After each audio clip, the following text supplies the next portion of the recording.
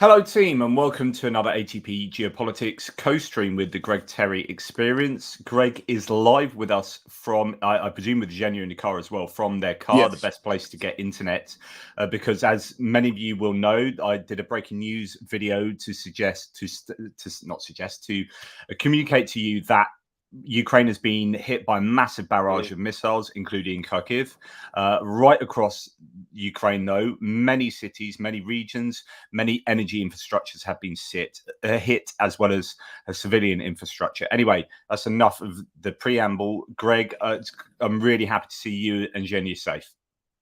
It was the most hellacious night. It's weird. We're in Kharkiv right now.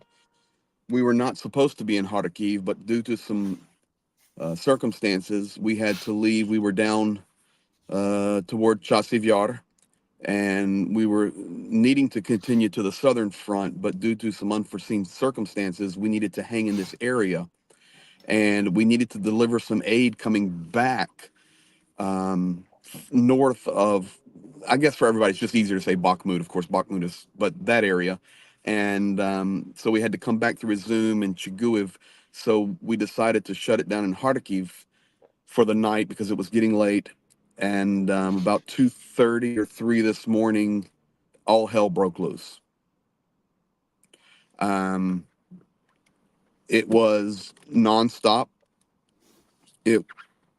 Zhenya is in one room, I'm in another, and we are counting the explosions.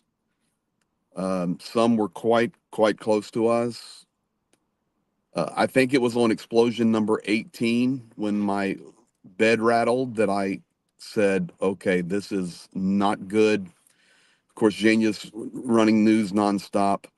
Then we started to learn that it was not just Kharkiv, but this was a massive attack, one of the largest since the beginning of the war, which was a combination of different missile types from Iskanders to Kinjals, or you may call them daggers, to S-300s here in Kharkiv, a massive drone attack.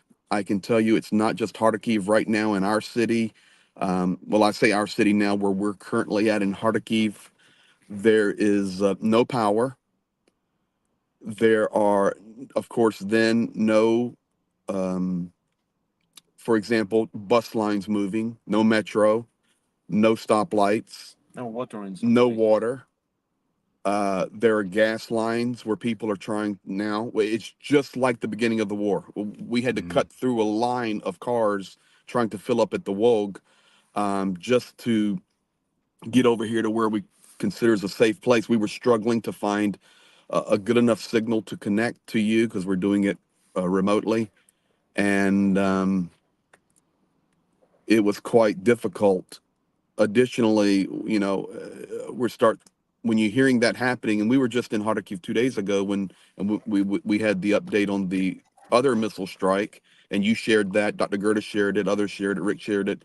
We were just right down the street from it, was able to get some live footage from there of it right after the attack. So I'm just thinking it's, okay, they're hitting Kharkiv again, but then Zhenya starts messaging me, man, they're hitting Dnipro. Man, they're hitting Sumy. Man, they're hitting Poltava. Man, they're hitting Zaporizhia. Man, Khmelnytsky got smashed. Our home city. Way over in the west central. So Yeah. So I was just going to say, I mean, it's really interesting that this is a good analysis of the missiles from no reports here. So we know at the moment that 63 Shaheeds were sent and 55 of those were shot down. So it's a fairly good inception rate, but it's missiles and it's the types of missiles. So as you said, it's at range. You got 12 Iskander-M, those are ballistic missiles, unless they're firing them at a Patriot system or near a Patriot system, that's not going to get shot down. 35 out of 40 KH-101 555s. Now, those are air-launched cruise missiles. Good inception rate of that, 35 out of 40. And that's because those are relatively easy to shoot down for Ukrainian air defenses. But then the 0 out of 5 KH-22 air-launched, 0 out of 7 Kinjal, 2 out of 2 KH-59. Interesting. I think that's an anti-ship missile.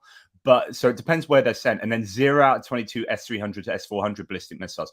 That's what they normally fling into Kharkiv on a regular basis. We counted 21 explosions in Kharkiv. So just think about that. Yeah, I had a message from Anastasia Paraskova, who was due to interview today at 3. She said she heard 23 explosions last night. So yeah, Oh that's yeah, I'm a just saying lot what of. I heard. Yeah, no, yeah, no, You know, no, I'm not calling that. I'm just yeah, saying yeah, yeah. it's No, it a was lot of more. explosions. Yeah, it was more. Janie and I were just counting, and it was Yeah, like this. It was like 12, 30 seconds later, 13, 2 minutes later, 14, 15. It yeah, was not just an yeah, instant barrage. It was right, over hours. yeah, and so looking at the statistics over the course of the war, and I said this in my breaking news update, what you've got is at the beginning of the war, Russia were sending fairly consistent missile barrages that are quite high numbers of missiles very often. And that basically tells you that they were using their stocks. They had a lot of missiles to send, and they were using them regularly, as you can see there. Sorry, I'm just trying to Hmm. get it a bit enlarged for you, but it wasn't No, it's working okay. very I well. put my glasses on. The old man put his glasses on. Yeah. So this was a period where they were using up their stocks, and then it got to I think a time when they're like, right, we can't keep doing that. So then you start seeing stockpiling and then sending off in barrages, and then they're basically using missiles at the rate that they're building them and procuring them, and that's been consistent. And this large area of not using any missiles was to stockpile just before December, I think it was, or around December, January, where they sent off what was previously the record. Oh, bloomin' heck! Sorry, when they sent off the previous record of missiles, and then we have seen they were talking about the other day. It was 38 days. It's obviously going to be more now since the last large scale that wasn't even that large scale use of missiles, and they're obviously stockpiling. So they can't produce enough missiles to both use them consistently and stockpile. So they kind of do one or the other, broadly speaking, with the occasional spike. They've stockpiled, and the question was, what are they stockpiling for? So was it going to be leaving or gaining enough missiles to shoot at F-16s when they got here, or was it going to be something else? And it turned out, at the moment at least, it's something else, which is the energy infrastructure again. And that's something they haven't really hit over the course of this winter, but they've gone for it now and really overwhelmed the air defenses by using this range of missiles, including a lot of ballistic missiles that the Ukrainians struggle to shoot down.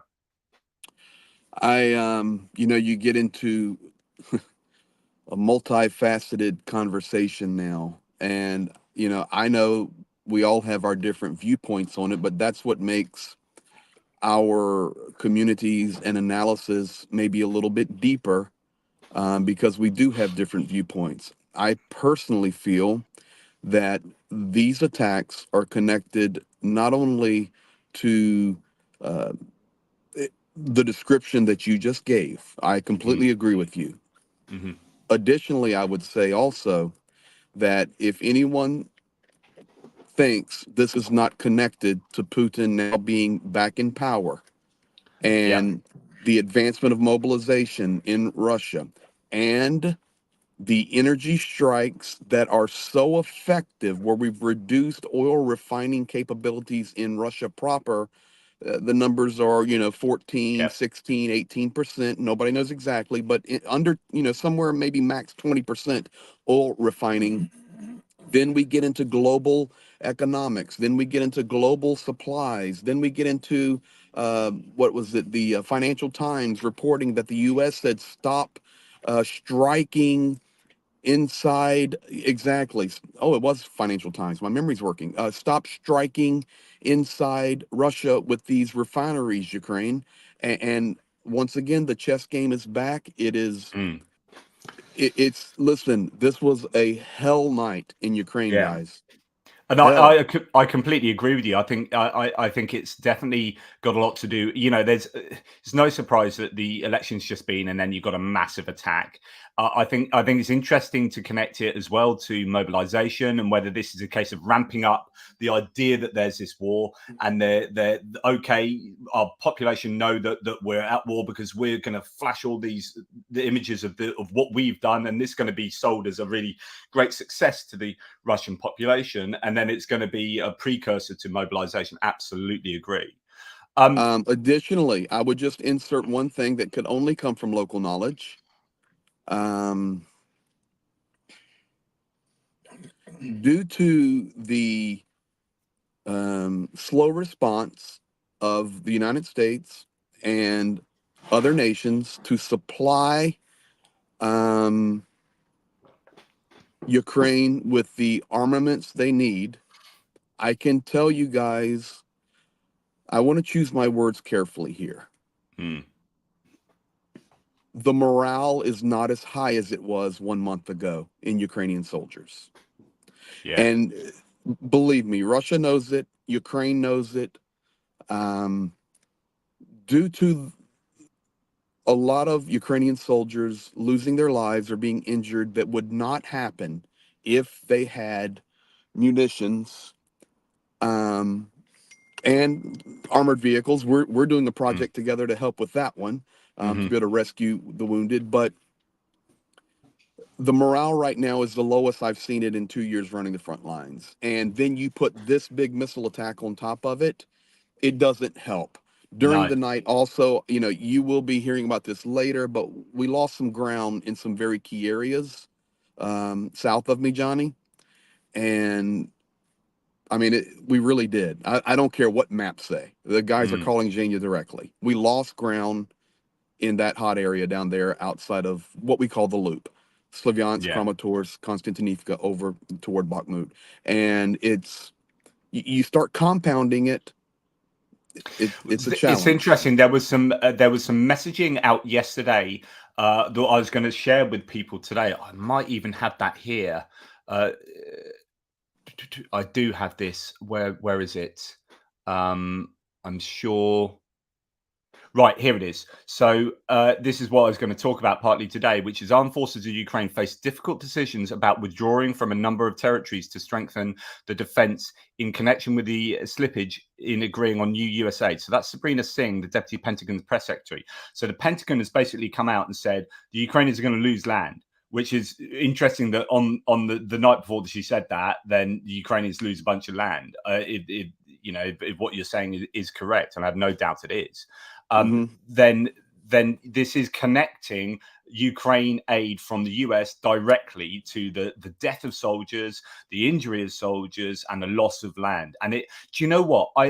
I'm obviously just some random bloke sitting in his office, in his study in the south coast of England, right? But I am angry every day that the clear moral calculations that we are all making are not finding purchase in the halls of Congress, and that aid has been held up for 6 freaking months, and I just don't get it. I do get it. People are compromised, but what has the world come to when people who claim to profess like moral high ground, the what was it, the moral majority that used to be, and it's like, well, this is as clear a bloody moral calculation as you can get, and you're sitting on your hands. And I'm sorry, I'm just consistently angry under the surface about that.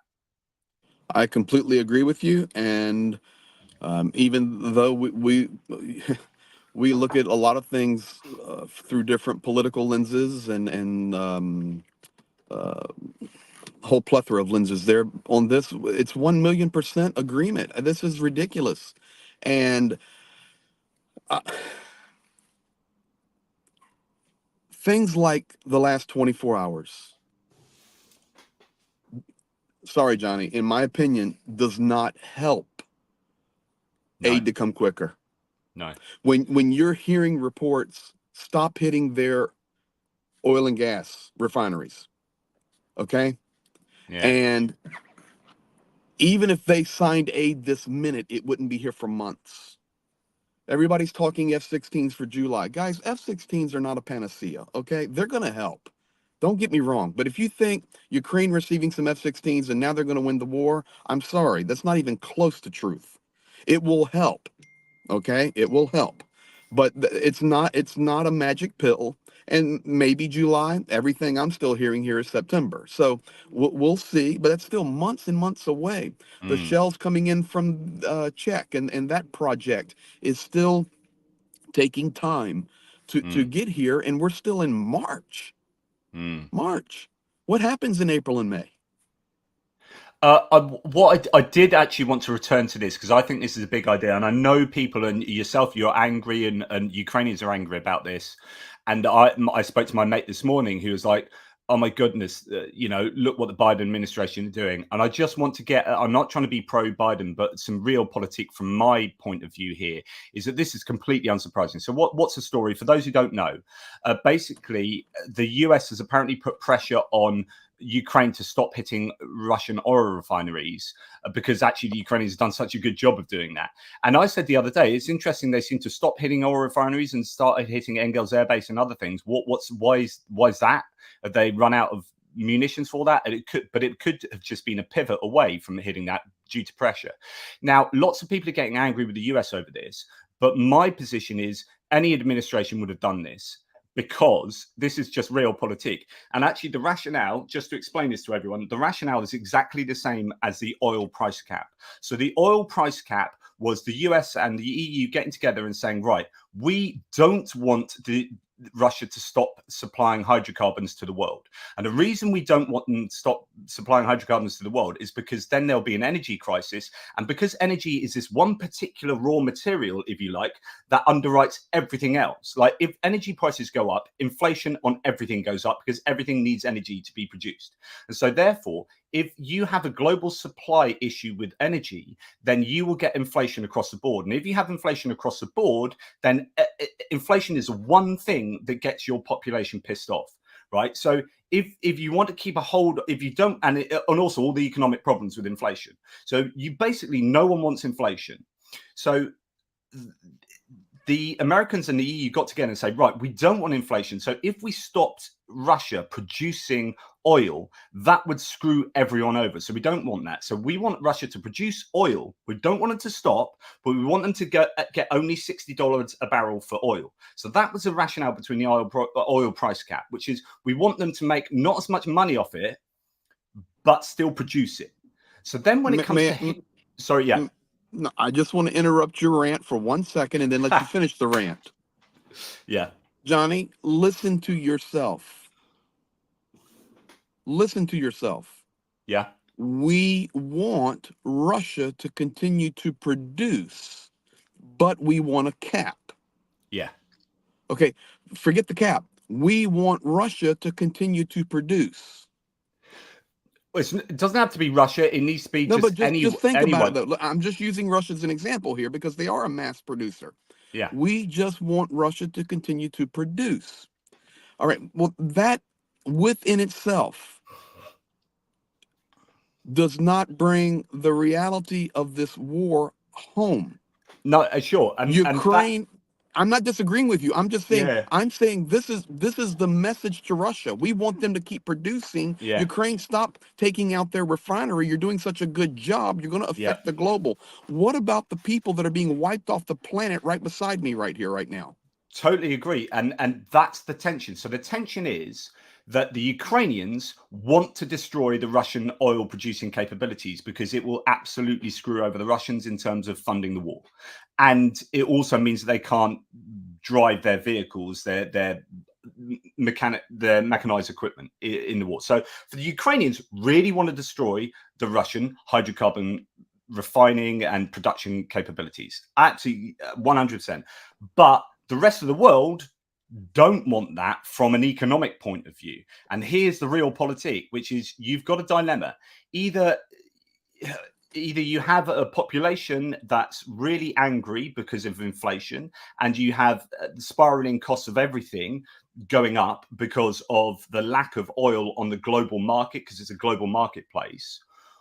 You either have that and Russia screwed over, or you have everyone happy, but Russia not as screwed over, and then you have to screw them over in other ways. But the problem is there, like the other ways isn't happening because the aid package is stuck in Congress. So it's this dilemma that is a real issue. And just I'm explaining that. I mean, I understand what the Ukrainians want, and if it wasn't hydrocarbons, so if Russia was making money off widgets, and the widget sales went to, I don't know, Chad as an African nation, and they were making gazillions of spondoolies of selling widgets to Chad, and it didn't affect the global market whether they sold widgets to Chad or not, we would be hammering those widget making facilities. But this is hydrocarbons that goes onto the global marketplace that every single country on earth needs that global supply to be there for inflation to be kept down and energy to be not have an energy crisis. And there's your dilemma. So you've got, it doesn't surprise me that the US have said this. The problem is you've got a leak about this because that's going to hurt morale. What realistically, what you would have wanted is no one to have known about this. US to go to Ukraine, please don't keep hitting the oil refineries because actually inflation is going to go mental and every country's not going to like this. We've got an election coming up and that's going to throw that into the mix as well. And can you please hit their air bases? But it's, you know, it's out there and people are going to be angry. But I just want to say, before you get angry, understand why the US would be saying that. And I can assure you the British would probably be saying it as well. Like, I don't think this is a US thing. There will be people saying, you know, because this is what happened at the beginning of the war with regard to Europe sucking all the hydrocarbons from Russia. They couldn't get off that immediately. It took like a year to wean themselves off, and they did a really good job. But, you know, there are growing pains and you don't just switch things off. It's why the Rosatom has not been sanctioned yet, because people need uranium and people need like atomic services from Russia. So you know whose company Rosatom is, right? Which oligarch, which Russian politician? Am I going to drop some news on Johnny? Yeah, please do. You do not know who owns Rosatom? Medvedev. Drum roll, please. Vladimir Vladimirovich Putin. Oh, yeah. Well, there you go. He's the founder of Rosatom. Look it up, as Jania would say. Look it up. It's this horrible situation where you would want Rosatom to just be sanctioned off the face of the earth, but then half of Europe, if that was sanctioned, then the energy, you would have no nuclear power, and nuclear power stations would start not being serviced properly, and you'd have nuclear fallouts potentially. So it's this dilemmas, right? And in war, you want dilemmas because problems have solutions. Dilemmas don't have solutions. They have one bad option or another bad option.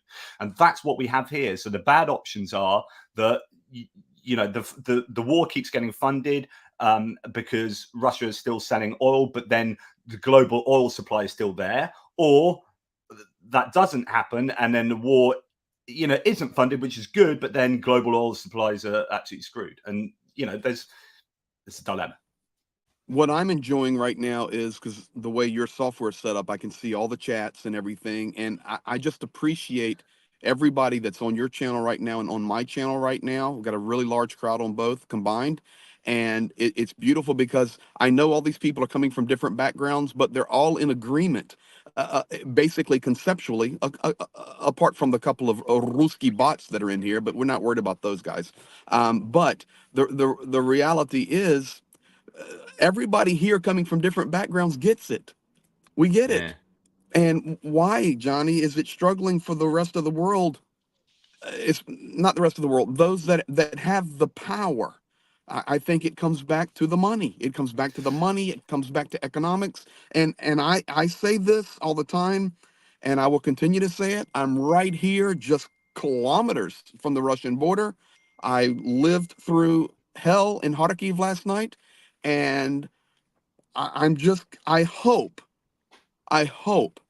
that Ukraine is not being set up with this. I saw it in the chat. Somebody said the trickle of supply, the trickle of supply. But that attrition is killing Ukraine, to be quite honest. Yeah. So my silver lining, like if I was to try to look for a silver lining, it would be this. And I'll be interested in what our American viewers are experiencing back on the news channels back in the States right now.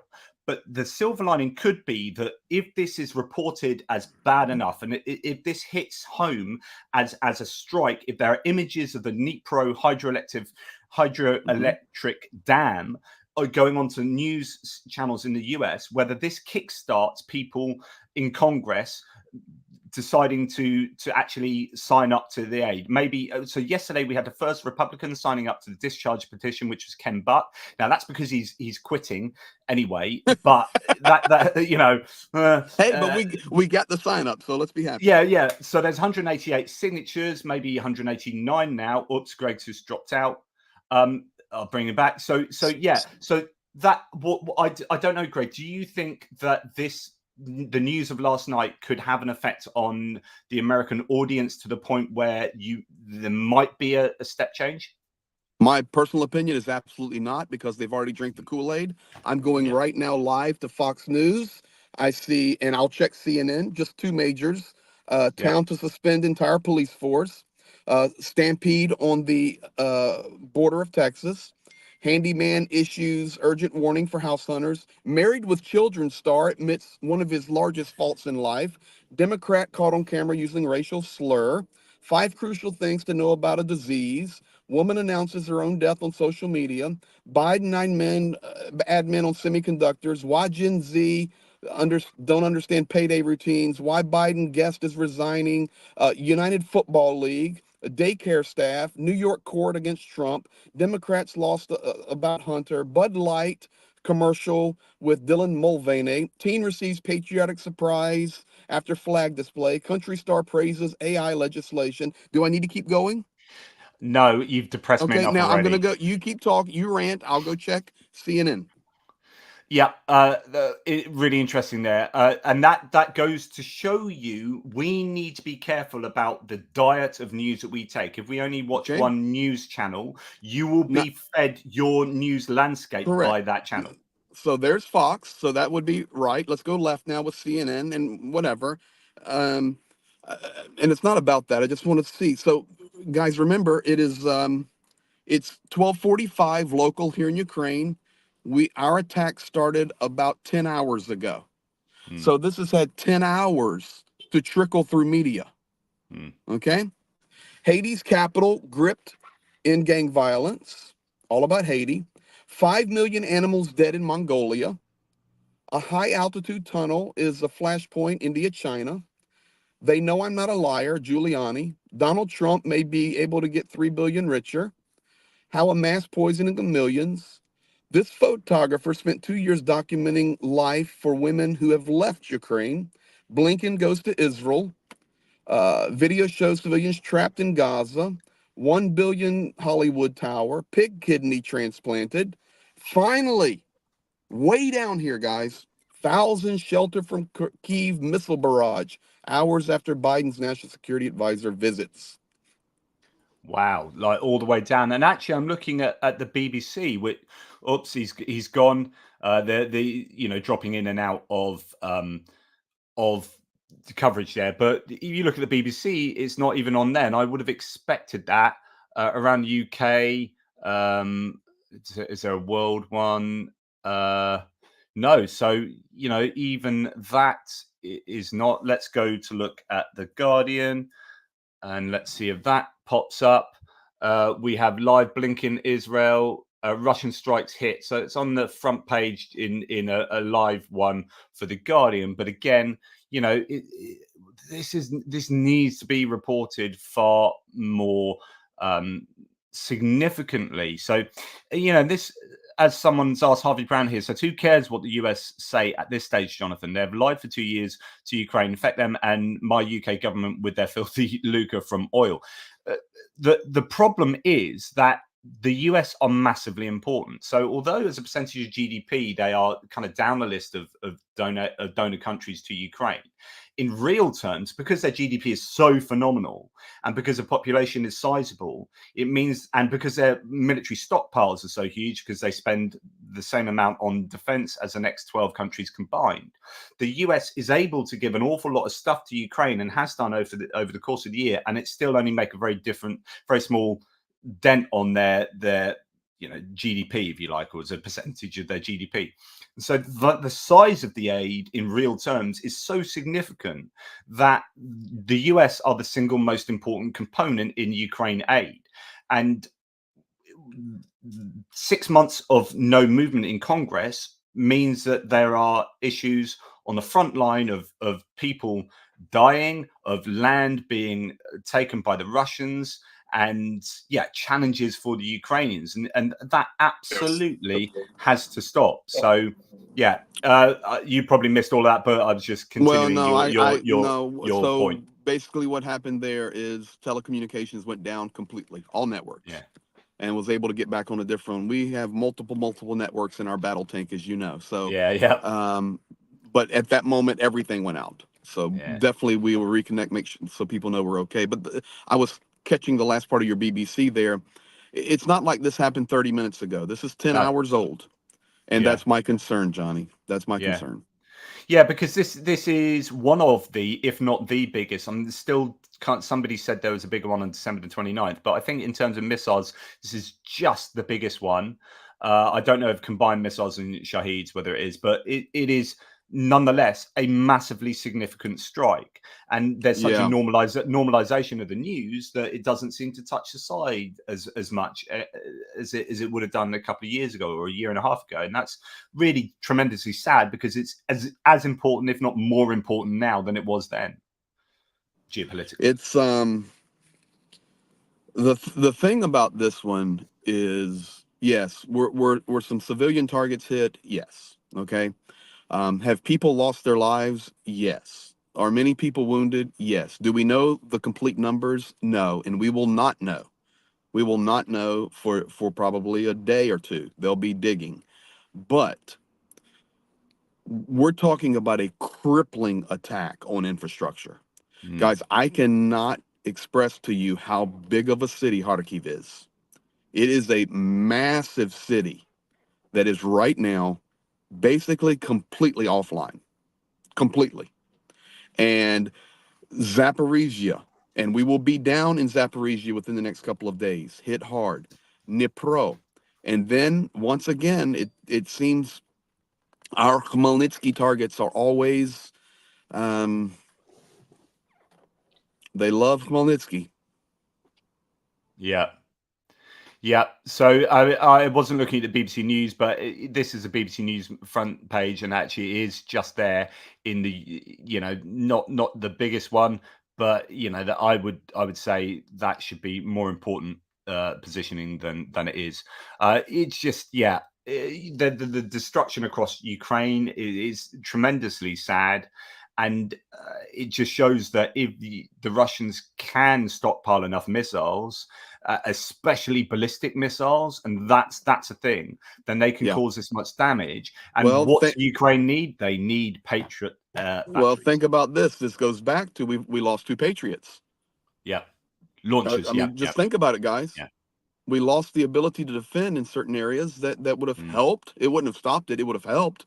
Of course, I was going to speak Russian. Of course, it would have helped taking some stuff out. The other thing we need to remember here, yes, civilian targets were hit. Yes, energy infrastructure was hit. But guys, here's the deal. If they were to blow that dam, okay, which one did they attack? Dnipro. If they blow the Dnipro dam, it's Zaporizhia. Zaporizhia dam. Sorry, Zaporizhia. Yeah. That's why I'm sitting there going, there's no dam in Dnipro. It's Zaporizhia coming. Okay, listen to me closely, everybody. I will be driving across that dam here pretty soon.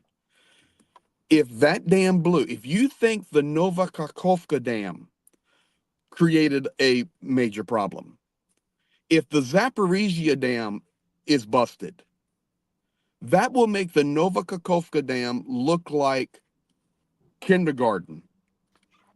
It will wipe out southern Ukraine. I'm telling you, it is a serious, that is also a massive hydroelectric generating station.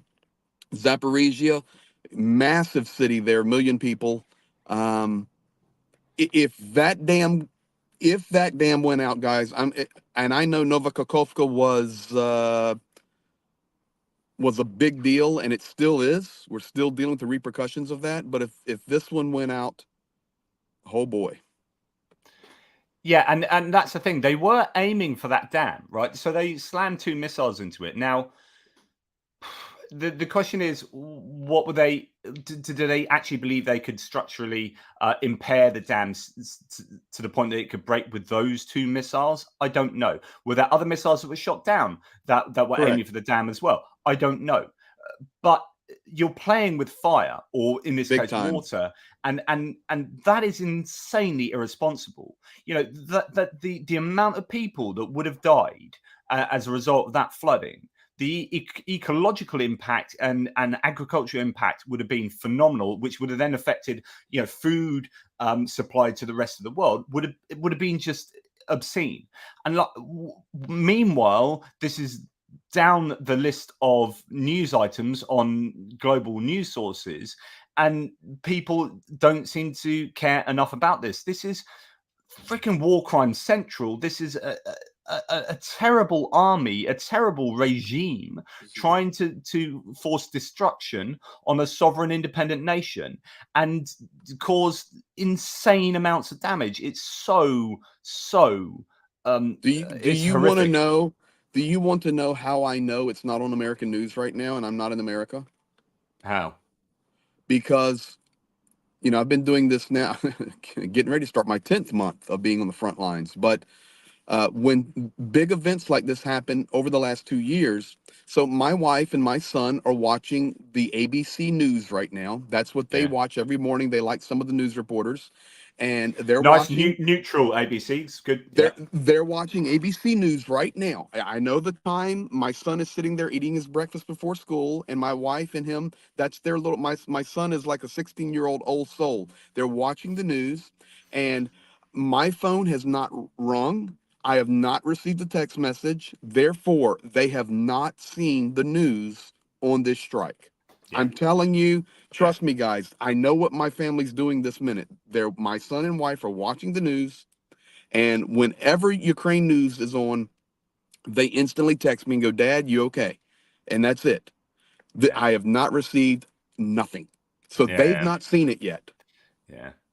So and it's as mentioned, without wanting to repeat myself, it's just insanely frustrating because we know what can be done about this. Okay, if you're going to say, right, let's be careful about striking oil refineries. Okay, if you're going to, and I kind of agree with that, or understand it at least.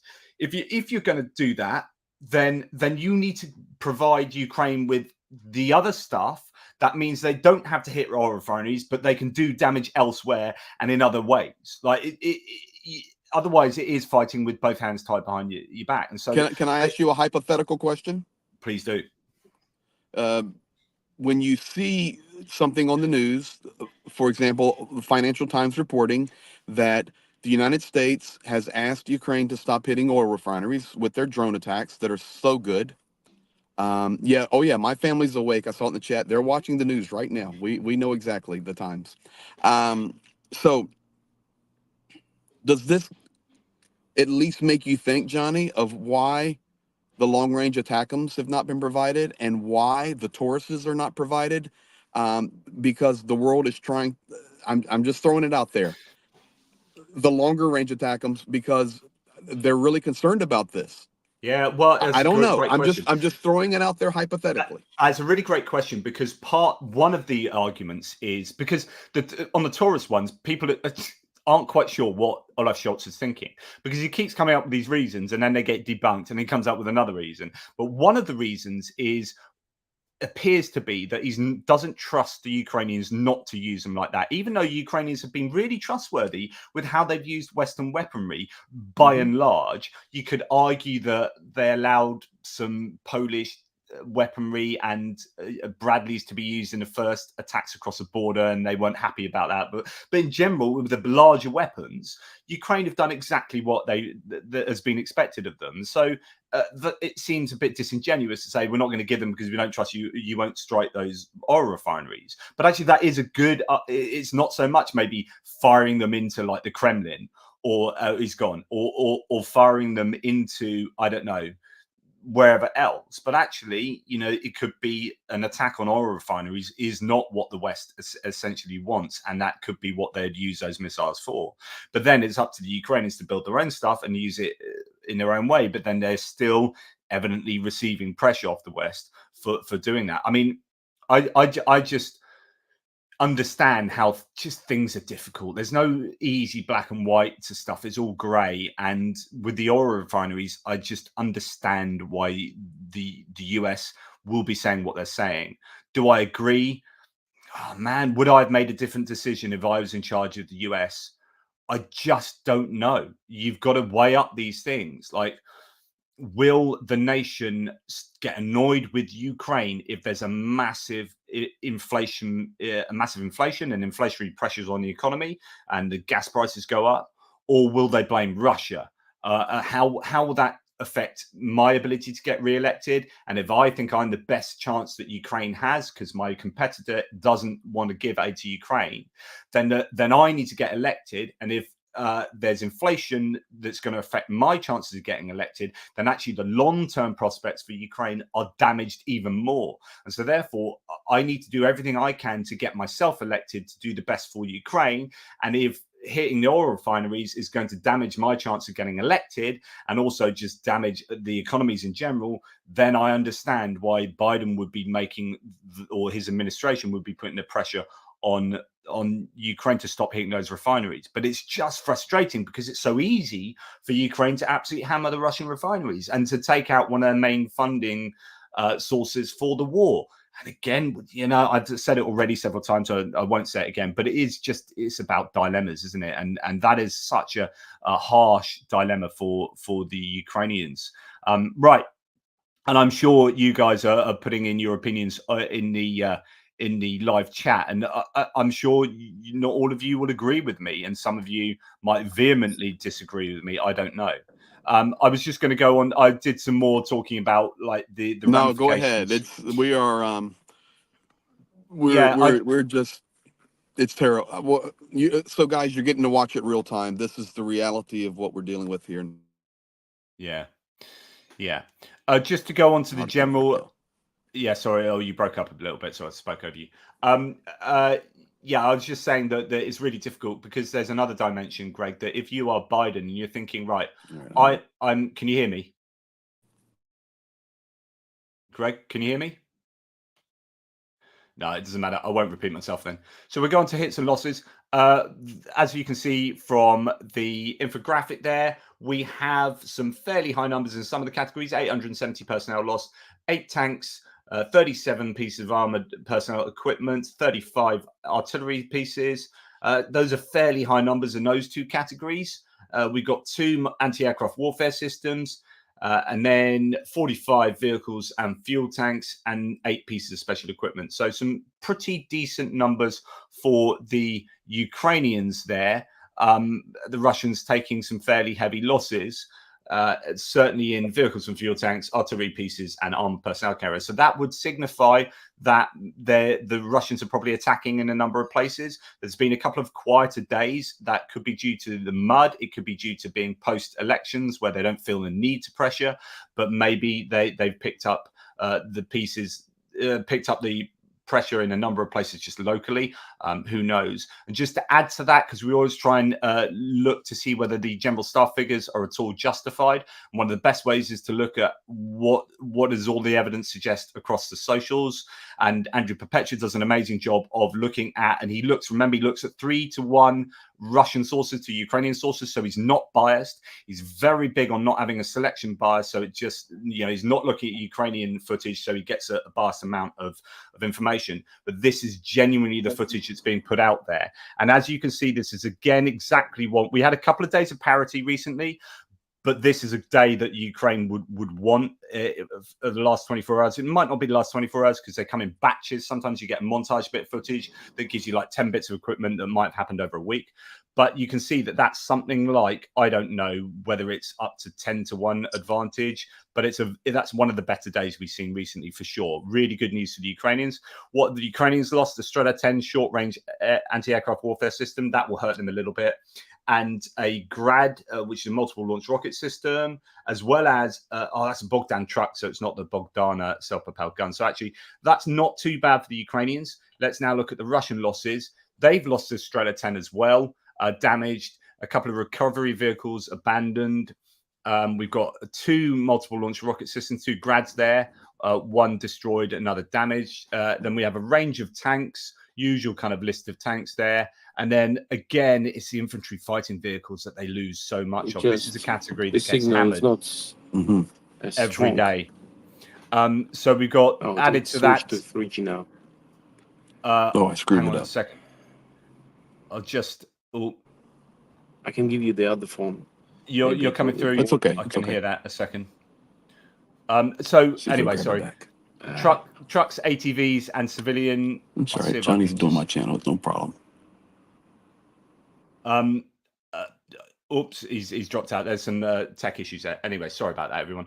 So trucks, ATVs, and civilian vehicles, the Russians have lost an awful lot. Again, we're seeing a heavy day of losses of ATVs, these Desert Cross 1000-3s. These are the golf carts that they seem to be using more and more of. And the same question keeps coming up, which is, are they using more golf carts because they are desperate, or are they using more golf carts because they're the right thing to use? And I think they're using them because they're struggling to get other bits of kit.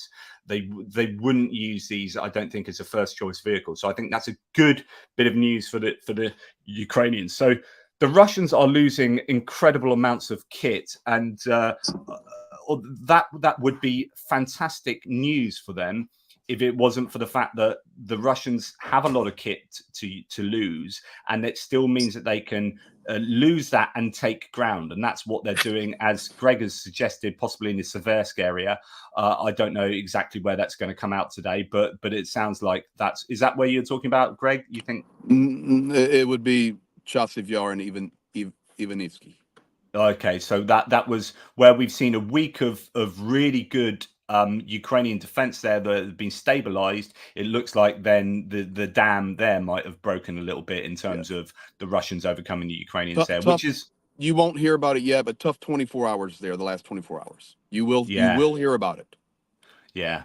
And that's something we've been expecting, but I was just hoping that the Russians had culminated, but it just obviously waiting for the right time. Maybe didn't have enough troops rotated in or vehicles or whatever, but they're obviously pushing again there, which is what we talked about previously. Greg said that he expects Ivanivska and Chasiv Yar to fall eventually. The question is, how long? And the Ukrainians will probably fall back to other defensive lines to the west of there. May I interrupt you 1 second? Yeah, please do. On my chat there, NBC National News on TV just started talking about college basketball and the weather. That's correct.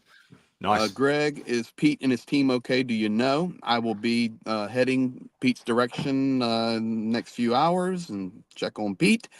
Jason Thomas, what does the world do? Is a great question.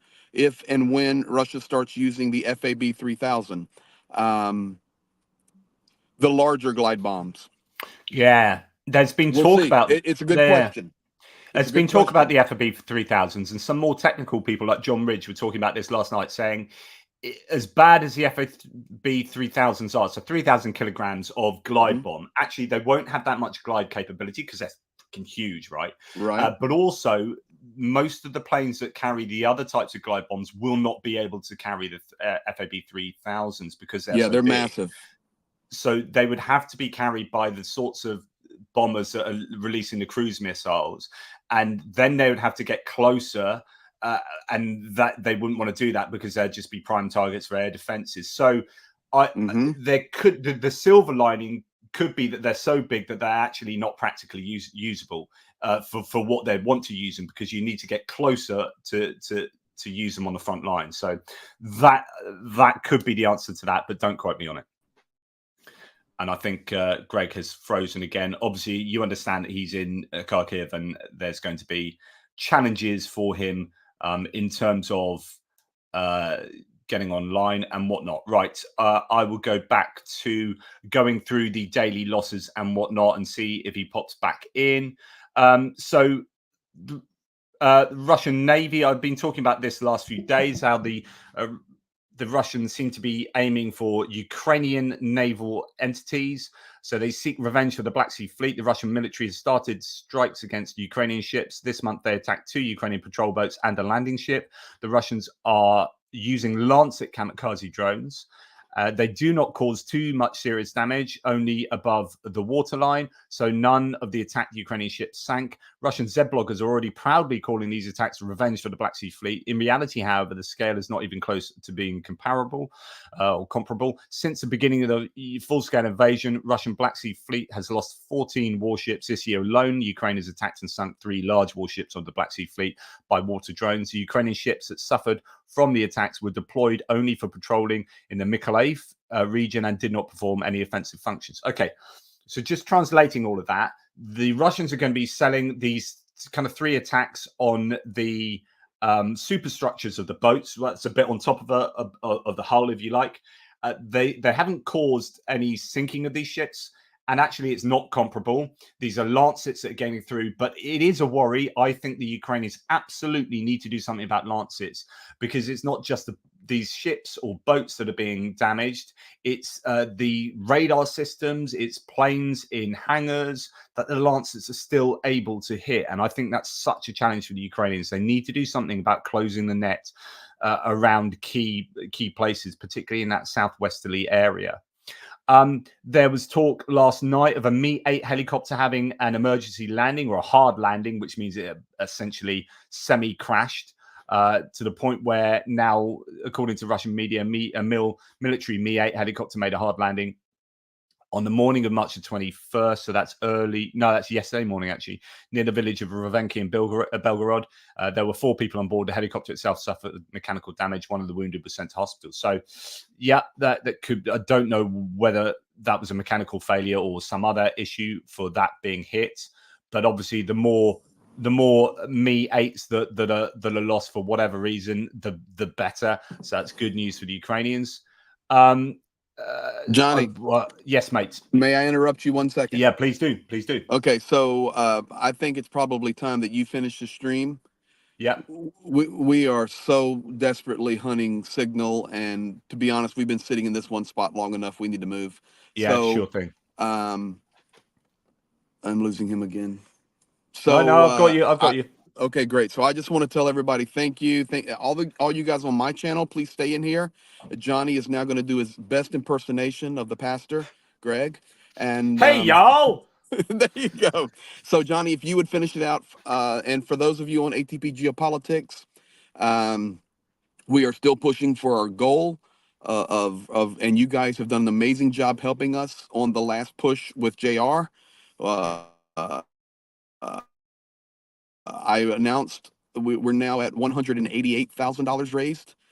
So we're 12 I didn't hear. short. I didn't know that. And Last one I knew was no, that was 177. Gertis. So I was unable to go amazing. live last night, so Gertis called me when I had some coverage and said, "Greg, let me help you tonight. Let's just call me and let's do a quick video." So Gertis and I did a partnership, and today you're helping me a lot because I never at least want to get at least something up every day because people worry.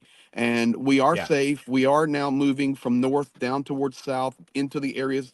We're going back to that Kramatorsk area. And we'll do our best to be safe. The raccoon's here with me, watching over my shoulder. But Johnny, please finish the stream on my channel as well. Yeah. And I presume as soon as I leave the studio, I leave it for you as well. Yeah. So, but yeah, don't turn it off on my channel. You keep going. It's a big help for me, guys. I'll do my best to get an update up later. 99% live is not going to be possible where we're now heading to.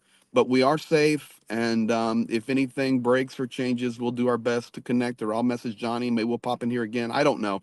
It's one of those crazy days, and we got to do what's best for us right now. So thank you for being here, and we appreciate and love all of you guys on my channel and on Johnny's channel. We're one huge, big family.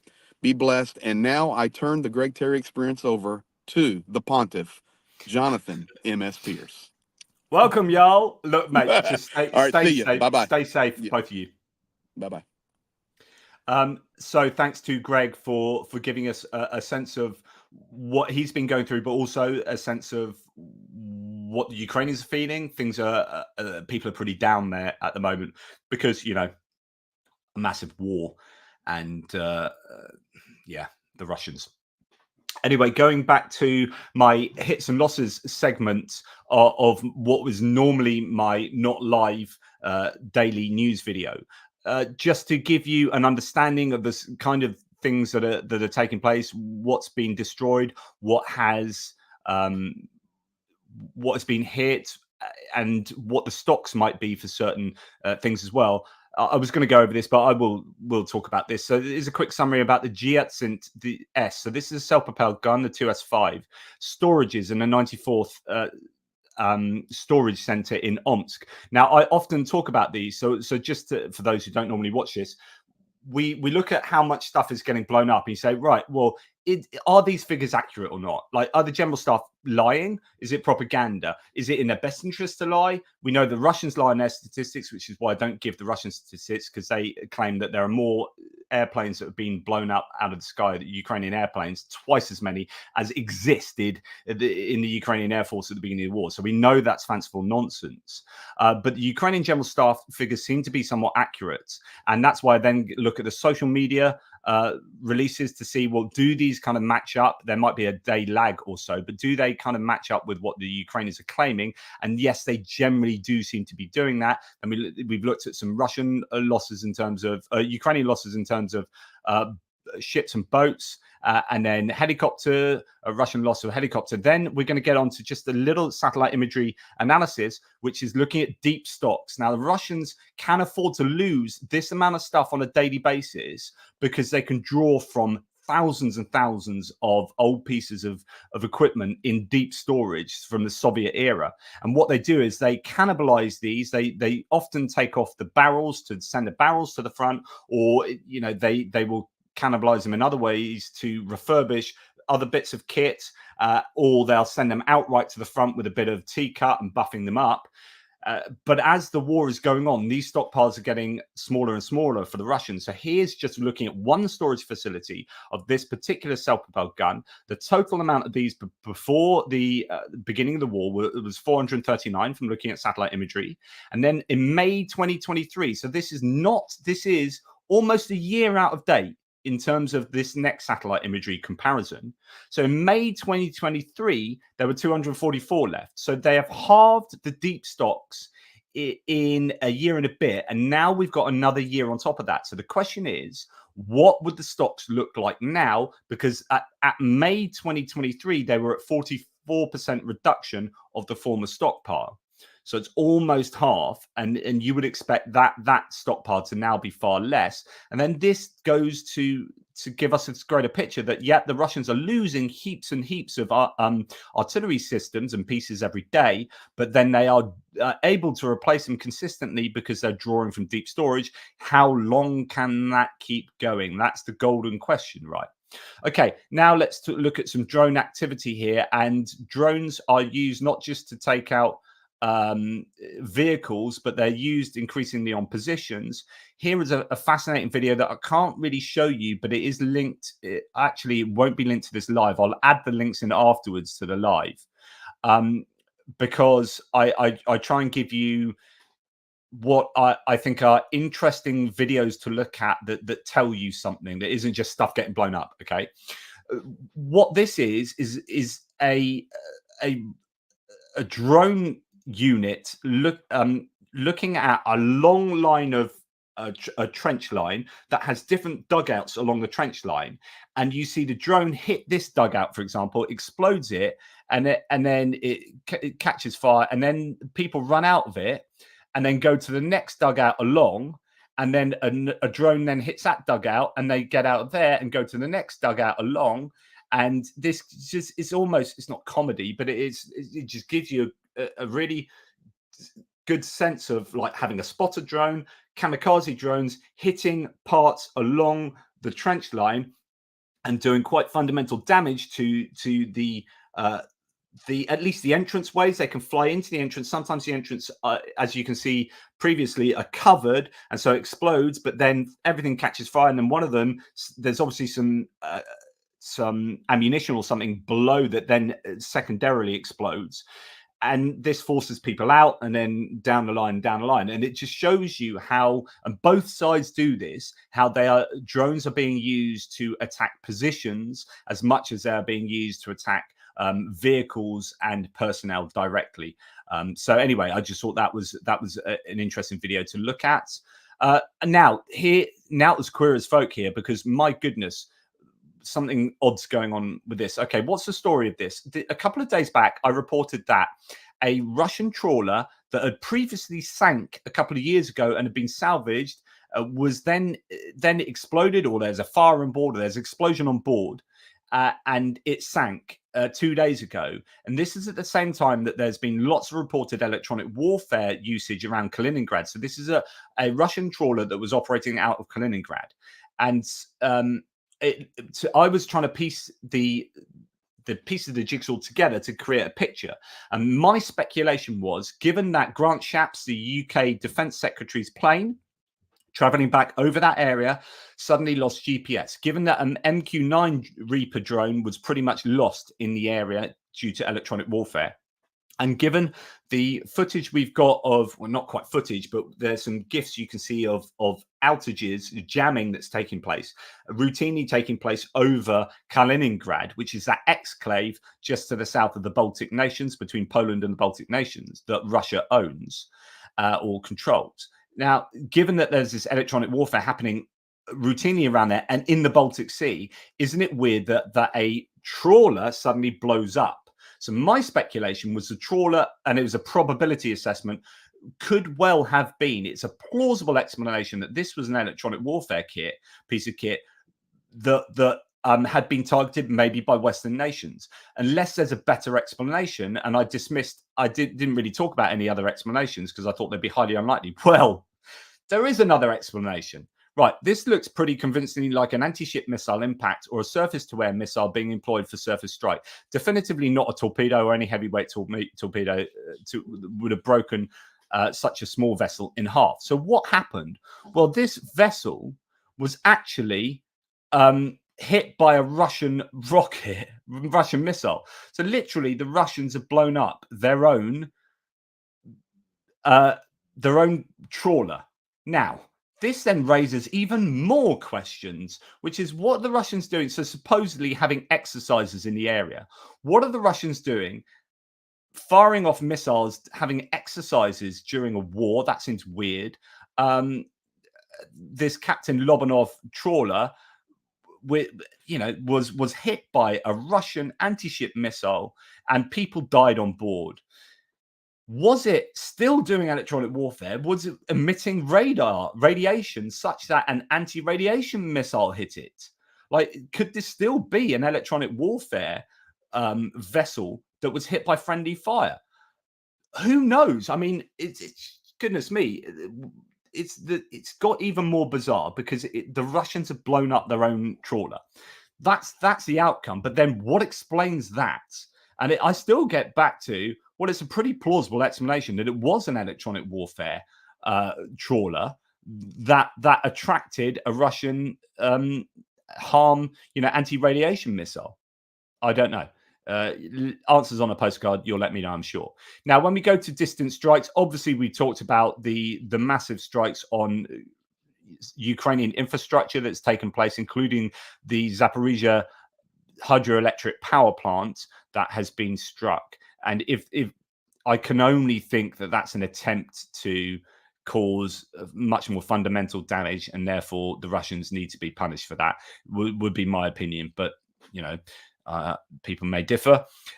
Yesterday, Kherson was hit. Russia fires at occupied Kherson infrastructure in a provocation act. Russian troops struck energy infrastructure yesterday. So this is part of that same, I think, project for the Russians that included last night's the overnight attack.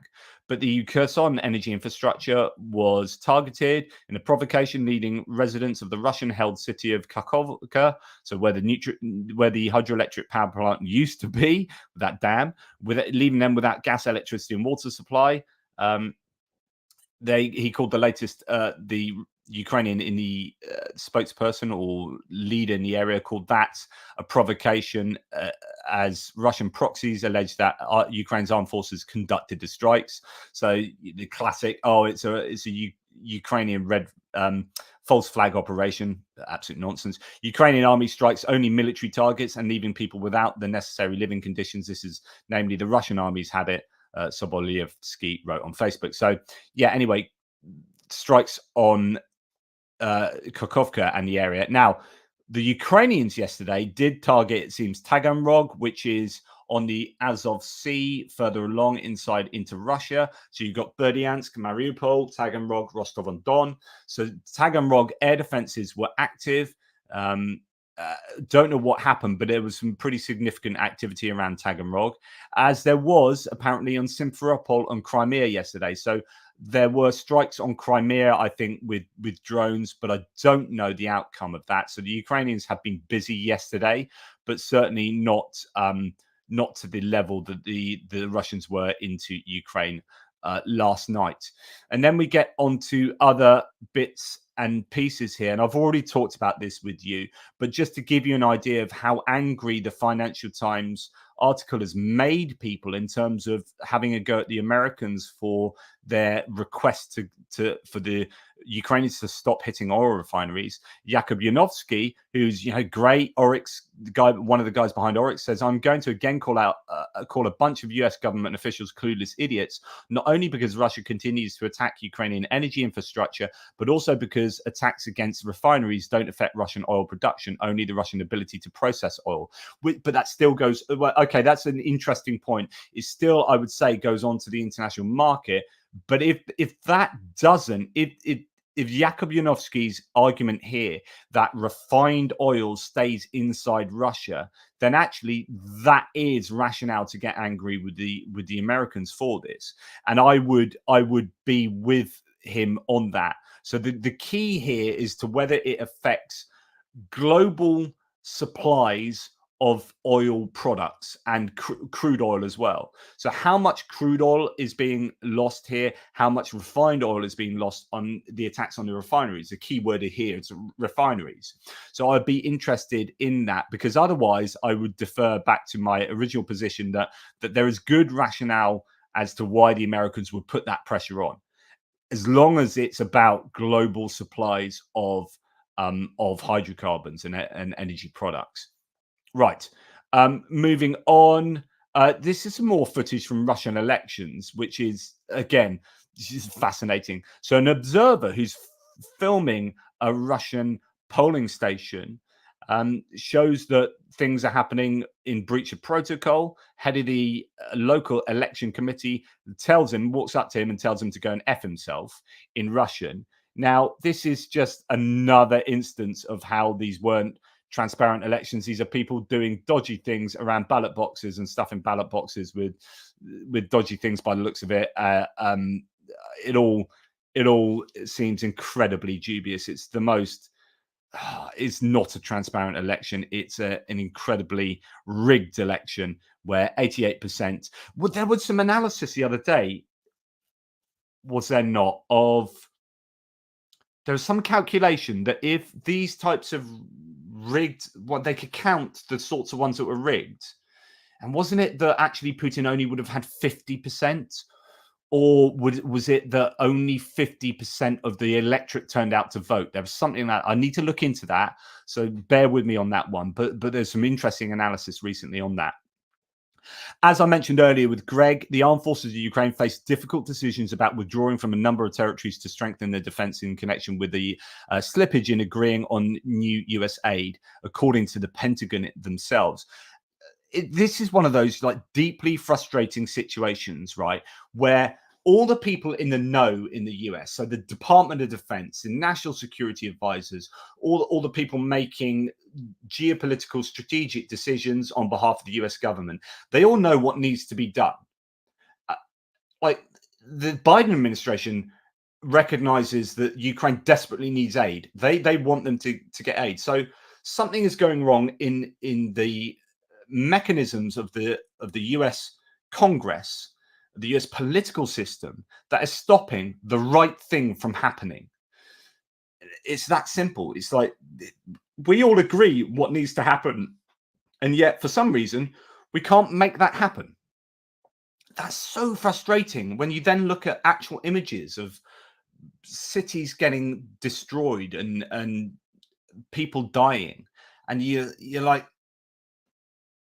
that whole political system there is impotent and is unable to do what it needs to do, and yet they recognize that they need to do that themselves. It's just anyway, I'm liable to go on another rant, so let's move on to, we've only got a few more bits and pieces to go through. Apparently, according to the Institute for the Study of War, the American military think tank, the Russians are preparing for a large-scale conventional conflict with NATO. So this is looking beyond Ukraine. They're suggesting, and there have been lots of European nations who've come out and brought out reports. The Polish have done this, some of the Baltic nations have done this, the Germans have done this, giving a time frame for a potential attack on NATO by Russia, and about how they would go through Ukraine and then, you know, go on to Poland or go on to Germany or whatever the theorizing is. And there are different time frames attached to the different reports. The ISW has said that Russia is preparing for a large-scale conventional conflict with NATO, with indicators suggesting a shorter timeline than previously anticipated by Western analysts. So they're going for the shorter time frame, you know, maybe not off into 2030 and beyond, but actually before then. I'm never sure about, and I'd be interested to know what you guys think, but I'm never sure about the reality, the realisticness of Russia actually continuing to attack past Ukraine. So lots of people saying, yeah, they won't stop at Ukraine. They'll go on to Poland. They'll go on to the Baltics. And I think if the Baltic nations weren't in NATO, the Baltics would have been, well, they probably would have been gone a long time ago, which is an interesting argument about whether Ukraine, if, you know, the counterfactual, the hypothetical, if Ukraine had been in NATO, would Ukraine have been attacked? No. Okay, it might have been unrealistic for them to have been in NATO, but, you know, there is that. I think in conventional warfare terms, Poland could defeat Russia now. Right. So Russia, if they were to continue after Ukraine, Ukraine has exhausted the Russian army to a critical point. Like it's able to throw men and old bits of kit at the problem and still overwhelm the Ukrainians. And it's able to produce enough missiles still that it can stockpile big waves to cause massive damage. But if they went through Ukraine, in order to go through Ukraine, think of how much the Russians are expending in terms of taking small amounts of territory in Ukraine, right? So they're expending massive amounts of equipment and personnel to take very minimal amounts of land, right? And then extrapolate that across the whole of Ukraine, and then say, right, if they took the whole of Ukraine, where would the Russian army then be? And then say, okay, and then they were going to go and try and attack a NATO nation after that. I just think it's highly unlikely that the Russians would do that. And if they did, they would just be absolutely insane. So here's my map. Now, we are talking about, this is yesterday's pins, by the way. So you know, be wary of that, I believe. I don't think JR's done any mapping, and I haven't at the moment. But think how much they have lost in taking Bakhmut. Think how much they've lost in taking this area of Avdiivka, right? And they lost phenomenal amounts of equipment, right? And then zoom out and you think, well, that's a tiny bit there. Now imagine just the whole of the Donbass. Okay, well, I'd say the Russian army would be exhausted by then. I think they're exhausted now. And then think of the whole of Ukraine, right? And then say, right, then Russia will have to, are going to attack Poland, for example, which is a NATO member. So all of NATO would then have a go at Russia. And I just think you would have to be absolutely insane to be a Russian leader. And you could argue Putin is that, to even begin to contemplate doing something like that. And yet these nations like Poland, Germany, and the Baltics and ISW are presenting theories that suggest that Russia are gearing up to do that. I don't know that they'd be able to do that for another 25 years. So I admittedly, I haven't read these reports, right? But I just don't know how realistic that would be. So is this therefore a case of these nations saying, we just need to scare people a little bit into realizing how serious the Russians are in being geopolitical problems, right? So if we release a report that says there is a realistic chance that the Russians might continue an attack in Poland by the year 2030, what that is saying is that therefore we need to put things in place that would mitigate against that would stop them doing that would deter them from doing that. Therefore, we need to spend more on defense, and that justifies a defense spending, and just being safe.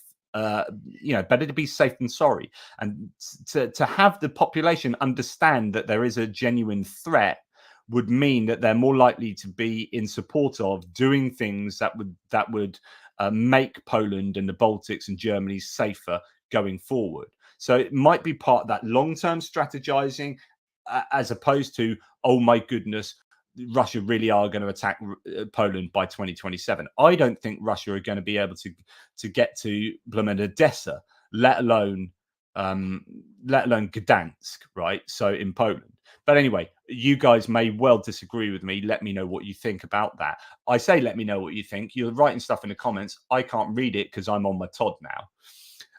Anyway, moving on, another bit of news, not particularly newsworthy, it's just a bit of an anecdote, but this is an interview, and they quite often do these where they interview prisoners of war and then they translate them, and you get a real insight into the minds of Russian soldiers, just everyday soldiers who are there. And there's so many different reasons why they might end up on the front line, whether they've been forced mobilized, whether they volunteered, whether they're trying to get social mobility because they come from the eastern regions of Russia, whatever it may be.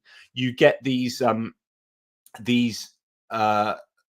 Russian POWs that express their views. And by the way, for those who are joining me live now, we've had Greg Terry from Kharkiv. He's now had to go off. The connection was a bit sketchy, so he's gone off. He is safe, so that's really good.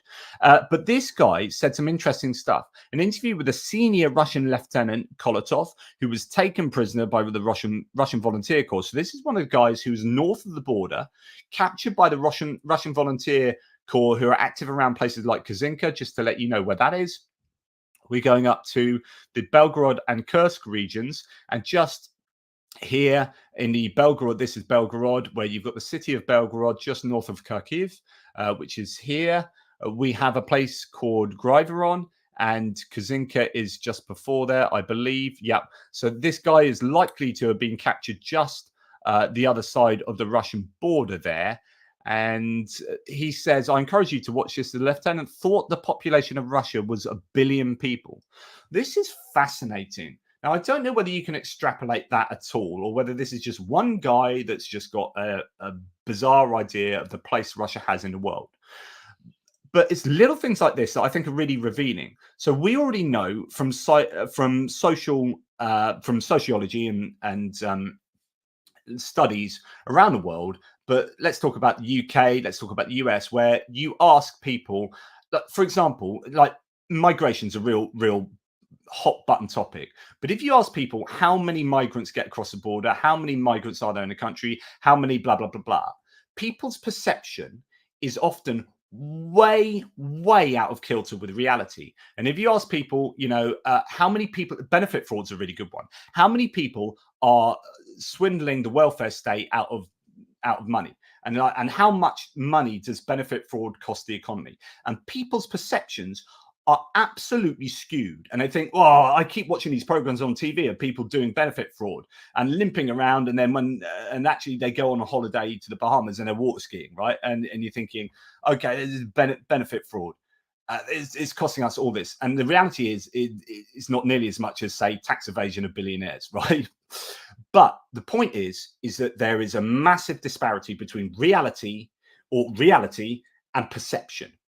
Now, here we have this soldier, albeit it's just a single human being, so this might not be able to be extrapolated. But we have a guy that thinks that Russia has a population of 1 billion people. And if you think Russia has a population of 1 billion people, then you are thinking, if you understand that the population of the world is 7 billion, and you might not know that, but assuming he does, then actually Russia is a seventh of the world's population, in which case Russia is far more bloody important than in reality it is. And if you think Russia is far more important than it is, then that feeds into your idea of, well, we have no borders, as Medvedev recently said. And if Russia has no borders, you go back to looking at the map and you're thinking, well, Ukraine is ours because we're a country of 1 billion people. So, of course, you're ours. You used to be ours in some historical terms, so you're ours now. A bit like the US used to be part of the British Empire, so we can just march over and take you over again, right? That's how it works. So the Russians think, well, we've got 1 billion people, we can march into Ukraine, take that. And in fact, there are no borders. It's just the Ruski Mir, the Russian world, and everyone is a potential member of the Russian world, because we're a country of 1 billion people and we have all of this power, and our army is the second greatest in the world. It doesn't realize that their army is getting their asses kicked by Ukraine, essentially, with the help of Western munitions, of course. But I just think these little things are quite interesting. He says Ukraine was about to attack Russia, which was nonsense. But of course, this is what this guy who's fighting in the army says, right, we're a country of 1 billion people. Ukraine were going to attack us, so we had to strike first. That's the narrative that he's got as a lieutenant that's being, being brought to bear on this war. Like, why is he there fighting to do this on behalf of his state? Because essentially he has sunk a load of Russian state propaganda that completely distorts his idea about what's going on in the war and what's going on geopolitically. And then finally, for this video, we have Russian airstrikes hitting the settlement of Kozinka in Belgrade, and I've already showed you where that is. So this is where the Russian Volunteer Corps are, as is mentioned here, and they're being hit by huge guided glide bombs. These carb 500s, 1000s, 1500s. We talked about the 3000 kilogram variety. They would probably, as mentioned, struggle to get those off on the normal airframes they use. So I don't know how practical those are, but these are causing a huge issue. So when we go back to Patriots, so Greg mentioned that a couple of Patriot launchers were destroyed somewhere near the east recently. And that's because they've been used riskily to shoot down the Russian airframes that are dropping these guided glide bombs. Now, these are one of the reasons why Russia was able to take Avdiivka, a lack of ammunition for the Ukrainians and blitzing places using these guided glide bombs. So the Ukrainians recognize that that's one of the biggest threats, and they need to do something about that. So they bring their best air defense launchers, so a couple of Patriot launchers that can hook up using something called Link 16, which allows them to link to all the radars around. So you don't have to bring the whole battery forward, but you can bring the launchers. Maybe there are some other elements of the command structure that you bring forward. Now, it's high risk, but high reward. So they ended up shooting down a load of Russian airplanes, but then they got struck by an Iskander-M missile or two, and they lost some really high value Patriot launchers. Now, the problem is forward wind a couple of weeks, and then Russia sends over 160 elements into Ukraine, 60 Shaheeds and 90 odd missiles, and those Patriot launchers are going to be sorely missed. You high risk, high reward, but sometimes you get that high reward and then you also get a high risk, and that risk is materialized in losing a couple of launchers, and then 2 weeks later more missiles are able to get through the front lines and or into these important targets. And that's the dilemma again. Like, do we risk stuff to shoot down airframes that are dropping these massive bombs, or do we not? And in which case we're going to lose on the front line. So we pull some of the air defense systems forward, we take out some airframes, but we lose some air defense systems, and then our energy infrastructure gets extra hammered a couple of weeks later. Dilemmas. Both sides want to be presenting dilemmas to the other side, because there are no solutions to dilemmas. There are just one bad option or another bad option. Whereas problems, a single problem, you have a solution, right? If there were no missiles coming into Ukraine, then the solution would be bring forward your air defense systems and take out the airplanes. You might lose a few air defense systems. It doesn't matter because the Russians aren't sending missiles into Ukraine, but they are, and so that's a dilemma. Anyway, that's that for you. That's pretty much that in terms of what I had prepared. I would normally go on to do my military aid segment and my geopolitics segment, but I haven't got it prepared. This has all been a bit rushed because Greg reached out and said, look, I want to do a live, let's do a co-stream, because I'm in Kharkiv and it's hell at the moment. I don't know if there have been many. Of course there have been some great comments in the live chat to the side of this, and I really appreciate that, but I've been unable to watch them. Thank you so much for that. Thank you very much for support for the channel as well. Richard Bennett, always such a good supporter. He's gifted 5 memberships. Very kind, Richard. Thank you to Brian, who's always a good supporter, a great supporter of the channel. Thanks, Brian. And Da Vinci as well. If the Russian ground offensive is culminating, can the missile attack be considered to be a defensive move?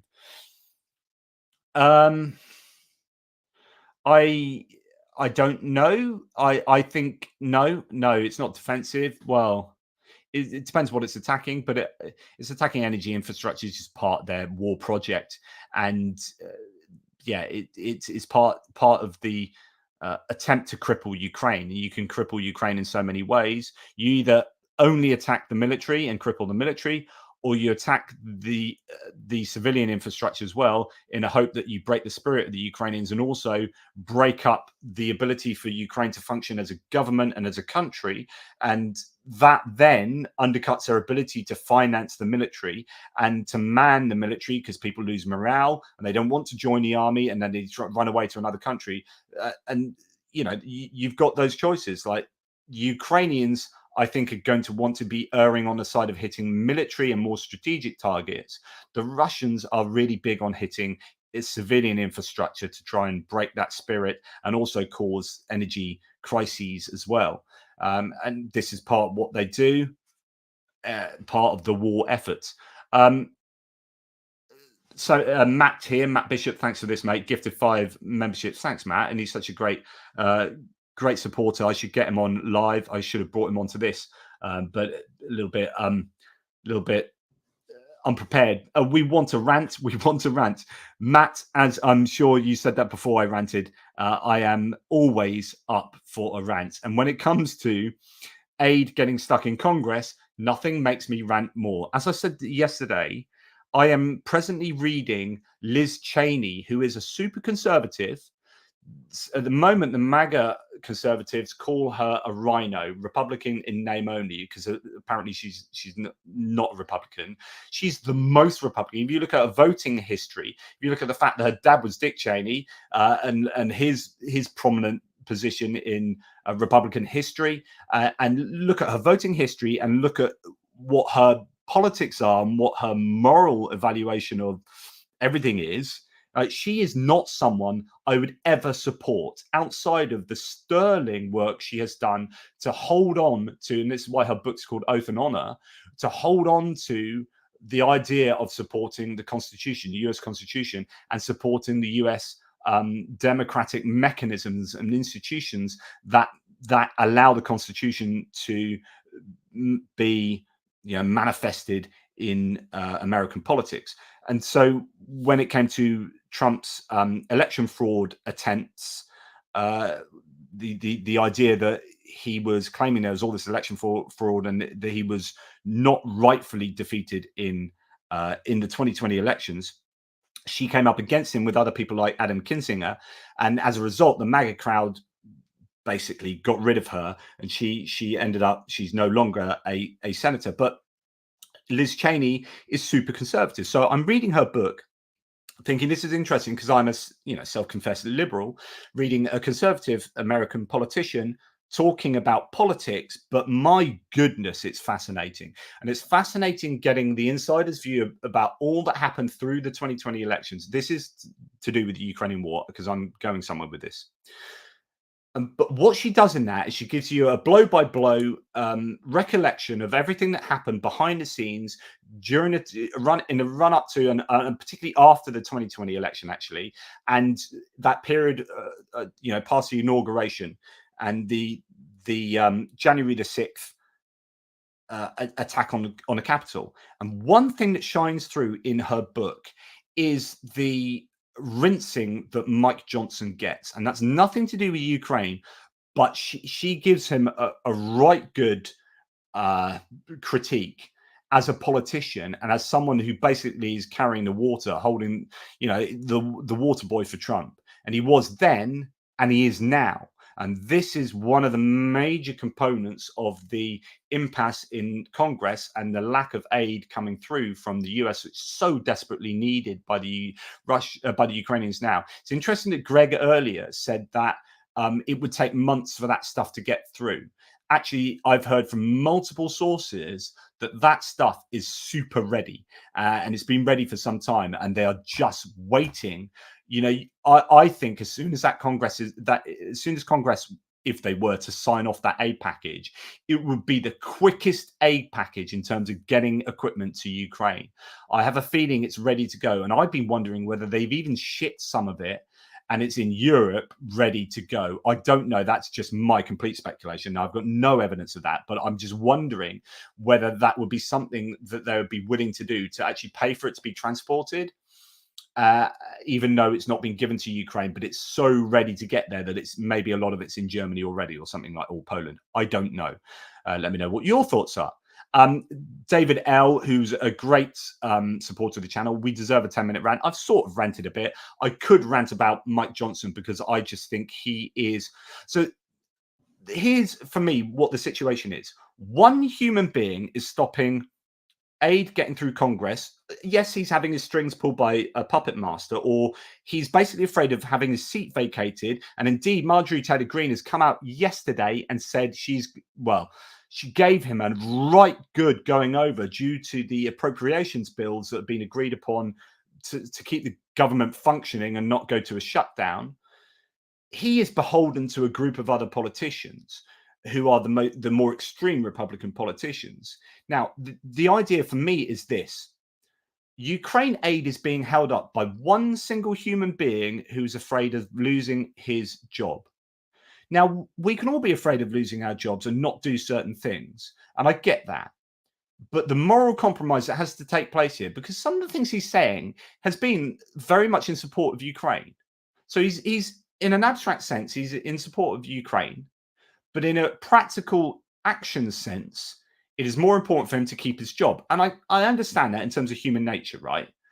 But when you look from a zoomed out point of view, we have a situation where one single human being, on account of losing his job, is holding up, you can argue that it's him, that's holding up $60 billion plus of aid to Ukraine and Taiwan and Israel, other aid, but $60 odd billion of aid to Ukraine. And as a result of that, people are dying. Literally, that has caused or has helped to facilitate the bringing about of a situation where a large number of Ukrainians have died and they have lost territory on the battlefield. One person's job security. So if you want me to rant, by goodness, I can rant. And that's what I would rant about. That one single human being. Anyway, let me know if you agree. And I will not be able to read your comment because I only have one set of eyes. Matt, JP, do you think Viktor Orban and Mike Johnson are good guys? Great question. And this is, as some of you will know, I'm a philosopher in my spare time. That's what I used to be spending all my time talking about. It's a really interesting thought experiment. It's not really a thought experiment. It's kind of the reality of psychology. So Hitler, we all understand Hitler as like the epitome of evil, worst guy in the history of the world, all that kind of stuff. So, and don't just cut me out saying this. Don't trim my words but Hitler was not a bad person. And yes, he was. He was a very bad person. But Hitler didn't wake up, from his own point of view, he didn't wake up in the morning and go, do you know what? I am so super evil that I'm going to do the most evil thing I possibly can do. I'm just so evil that I'm going to cause problems for all other good people in the world. I'm just going to ha ha ha ha. That's not what people do. people do, unless you're a psychopathic mass murderer, and you can argue there might be elements of sociopathy or psychopathy, I don't know. But in terms of making these big geopolitical decisions that we might look back with historical glasses on, look back and say, that was bad, that was evil, what a horrible evil man. From our point of view, yes, but from his point of view, he was doing what he thought was right. It's just the garbage in, garbage out. So if you're putting what I think is garbage into your function machine, into your moral function machine, then you're going to get garbage out. So he would have woken up in the morning and said, right, I'm going to continue my project to make Germany a better place. And Germany is a better place if we do this. And if we get rid of these things, because I don't believe those people, that subset of people, are human. They're subhuman, and they're morally less than me and my people. And the way we make this country better for me and my people is to get rid of them and to demonize them. And so he ends up doing terrible things, but not because he thinks he's a terrible person. He thinks he's a good person. So Viktor Orban, there will be an element where he thinks that's good and right. You can have an interesting discussion about actually whether he realizes some things really are like not good, but he's going to do them anyway because it begets him power, right? And that's where you can end up doing things that you know are bad, but you do it because it brings about power and money and X and Y for you as an individual.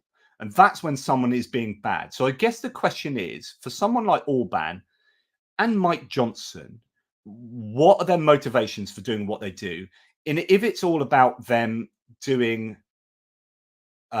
things for their own personal self-aggrandizement that are bad, and they know it's bad, then that person is a bad person. If they do things that are bad, but they do it because they're doing it because they think they're making the world a better place or their country a better place, then it's bad from my point of view. But from their point of view, you can understand, you can explain why they do it and maintain the belief that they are a good person. I would just disagree with their evaluation that they're a good person. My evaluation would be that you're a bad person, and here's why you're a bad person. But they wake up and think they're being a good person. And that's Viktor Orban. Now, Mike Johnson, who knows what is driving him? Like, does he know that he is being compromised by people, and is it all about his job security? In which case, I would say I understand why you're making that decision. I just think your evaluation is skewed, and actually you are not a good moral person because you are. I mean, I would not make that decision. I would give up my job for the lives of thousands of Ukrainians. I would like to think I'd do that. And so I think Mike Johnson there will have very different motivations for Viktor Orban. And so when you're evaluating them, you end up having very different evaluations. Anyway, that's liable to go down like psychological and philosophical rabbit holes, which is probably not what most of you want. Anyway, someone says, I wonder if the GOP is grooming Mike Johnson for president. I don't think Mike Johnson has enough respect from enough people in the GOP establishment. But then we are seeing the GOP establishment being hijacked. And this is, I don't want to get too political here because I know I'll lose a lot of my viewers. Well, no, I want to be honest. So the RNC, which is a Republican National Committee, has basically been taken over by the MAGA wing. Donald Trump, his daughter-in-law, Lara Trump, is now the co-chairperson. And they're having a purge of the people that worked, who are establishment people in the Republican Party. And then what with his financial woes and owing all this money and needing to get bonds, Trump is merging his campaign with the RNC. Now, what this means is that the Republican Party might then end up financing Donald Trump's legal woes. And this will then mean the Republican Party will not be as able to. They are already on a fund. They only have about $40 million. And if you add up all of what Biden's got, I think it's something like $200 million. And he's looking like he's going to pick up a bunch of Nikki Haley donors as well. And we can talk about Florida in a second. Some really interesting statistics coming out. But anyway, the RNC is merging with the Donald Trump campaign, which means they'll be less able to spend money on campaigns for people down the ticket. So senators and representatives running for election in 2024, and also governors, and just down in the Senate, in the state senates, and so on and so forth. There's less money to be able to get those people employed. And what you're going to start getting is a lot of establishment Republicans, maybe your classic Republicans, your Reagan Republicans, going, this is destroying the party. What are we going to do about this? Either we have to retake our own party back, or we split into two parties. But if we split into two parties, neither party will ever get elected, because you're splitting the vote, and the Democrats will just whitewash us. So we can't split the party. But there's this civil war going on. And I'm not trying to be pro-Democrat here. This is literally what's happening. And you've got many Republicans recognizing this and talking about this and analyzing this. If you're a Republican, is this the best scenario for getting Republicans elected in 2024? And especially when you start looking at some of the statistics. So Florida has just released their primary statistics for the primaries that took place to get whether you're going to vote for Biden to represent the Democrats or Trump to represent the Republicans. But 2 weeks ago, Nikki Haley dropped out. There are no people running. And yet 2 weeks later, Florida's just had its primaries. And also, to go to vote in a Florida primaries, you have to be a registered Republican. So it's not like you can get random others joining in and voting. And even with that, 200,000 people did not vote for Trump. 150,000 people voted for Nikki Haley, and other votes went for DeSantis and other people who aren't even running, right? And you've got Nikki Haley donors saying they're now going to start giving money to Biden. So you have Trump looking at this going, right, we need to get more votes than we got in 2020. And in November 2024, we're going to need to increase our vote share. And yet it looks like 20% of the people that voted in Florida, which is a kind of a key place, didn't vote for Trump. And that is a massive challenge for him to get elected. So when you're looking at the Economist polls that just came out, have Biden ahead in the polls, and you're thinking the economy is looking good. This goes back to the refineries.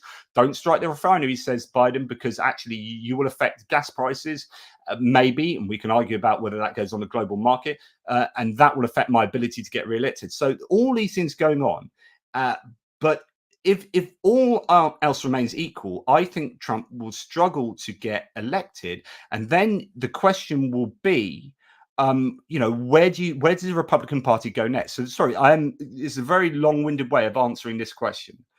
So the Republican Party as a whole, and Republicans in general, I'd love to speak to Professor Gerdes about this. He's a Reagan Republican, which is like, where does the party go next? Because if it didn't win in 2020, and if it doesn't win in 2024, and that's a big if, and okay, Trump could win, in which case we won't have this conversation. But if the Republicans lose in 2024, they need to do some soul searching to say, well, is going down the MAGA route a vote winner?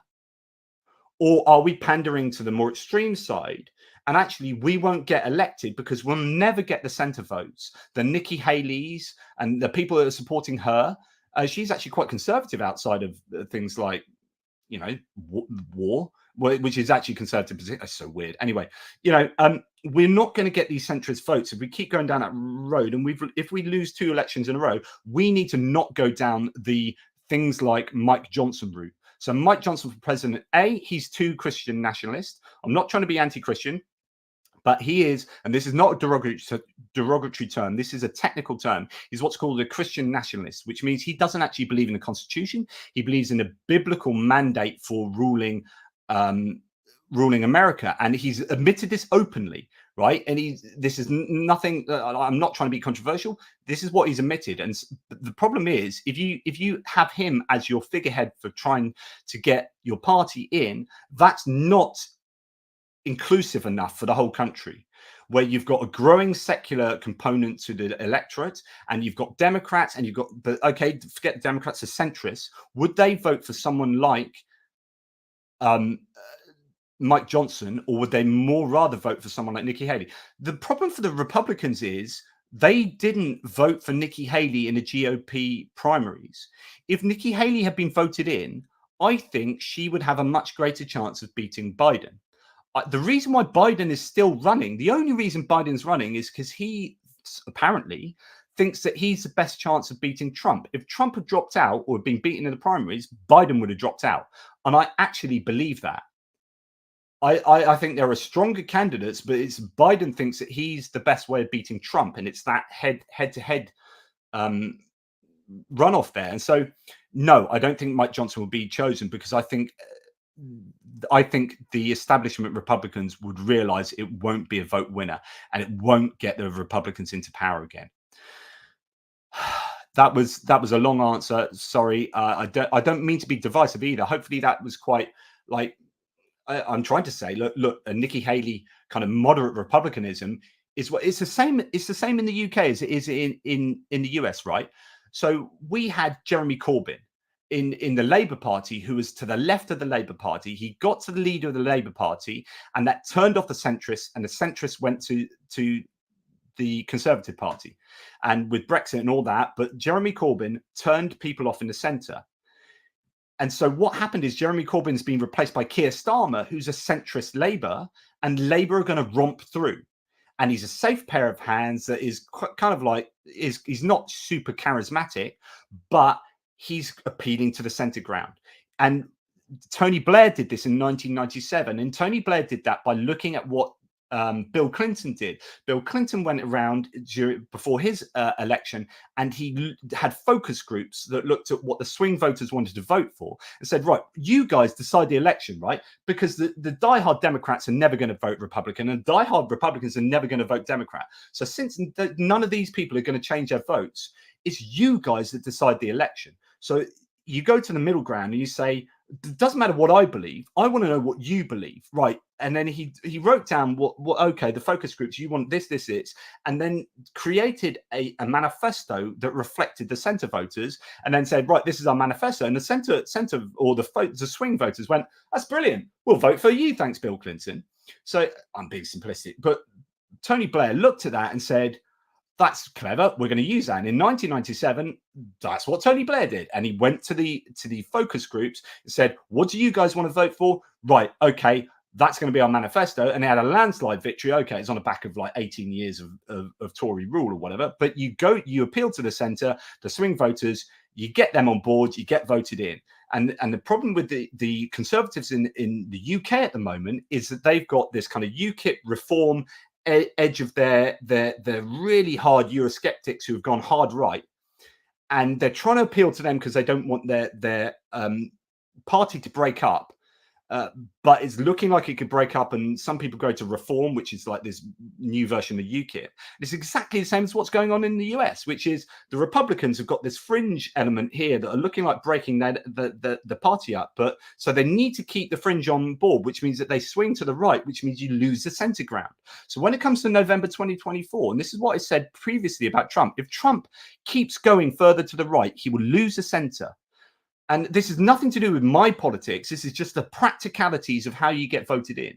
If Trump doesn't appeal to the center ground, if he doesn't go for a universal, he needs to unify the Republican parties and get the centrists and the swing voters on board, he will not win the election. Now, that's particularly the case in certain states that dictate the outcome of the elections. Some states, California, he's never going to get, but other states in the Rust Belt, are important, and particularly about getting the swing voters there. So it's about unifying the electorate, and I don't think he's a unifying force. I think he's a divisive force, and Biden is trying to be a unifying force, but the problem is people over here really hate Biden, but he doesn't need those people to vote for him. Biden doesn't need the MAGA Republicans who hate Biden with a vengeance and want Hunter Biden impeachment to work and blah, blah, blah. Biden needs a centrist over here. He needs a union workers who are working in the car industry, who have previously voted for Trump. There's a reason that Joe Biden was the first elected president that's gone to a picket line. This is clever politics. I mean, some of you who are diehard Republicans might be shouting at the screen or whatever, but if you want to do clever politics, you go to the picket line and you shout through a megaphone that you're in support of those union workers. Trump has been on record saying he hates the unions, basically. Now, who does Biden need to vote for him? He needs the working class, blue-collar workers to vote, who are swing voters who have voted Trump before because they like his approach on immigration and like this and like that or whatever. But if now Biden's come along saying, I'm supporting you if you think unions are important, I'm supporting you as being pro-union, he's going to get those voters. And it's about trying to pick up the people in the middle. And Biden, I think, will do a better job of that. At least he's doing a better job of that at the moment. The question is, will Trump? And then how does this then transfer onto the war in Ukraine? Because for me, and I challenge you to give me a really good argument as to how Trump will be better for Ukraine. But I think given that he has said through Orban he's not going to give a penny to Ukraine, I think you've got to do some serious mental gerrymandering to argue that Trump is genuinely going to be better for Ukraine. I think it's much easier to argue that a Democrat trifecta, so if they get the Senate, the White House, and the House of Representatives, will be much better for Ukraine because you can just pass things through Congress more easily. If you don't control the Senate or the House of Representatives, like now, things become difficult. Now, the worry going forward for the Democrats is that Biden, I think, has got a good chance of getting voted in. But what happens in the Senate and the House of Representatives is a different kettle of fish. And so people could be turned off about Trump at the top of the ticket, but then have what's called a split ticket vote. So they vote for, say, Biden as a president, say, okay, I'm going to hold my nose as a Republican, vote for Biden because I think Trump is dangerous. And there are lots of Republicans who are ready to do that. But when they go down ticket, they'll vote for a Republican as a senator and as a representative. And what that means is that you've then got a high chance of having a lame duck president, say Biden as president, but the Republicans holding the Senate and the Democrats maybe holding the House of Representatives, or vice versa, or whatever.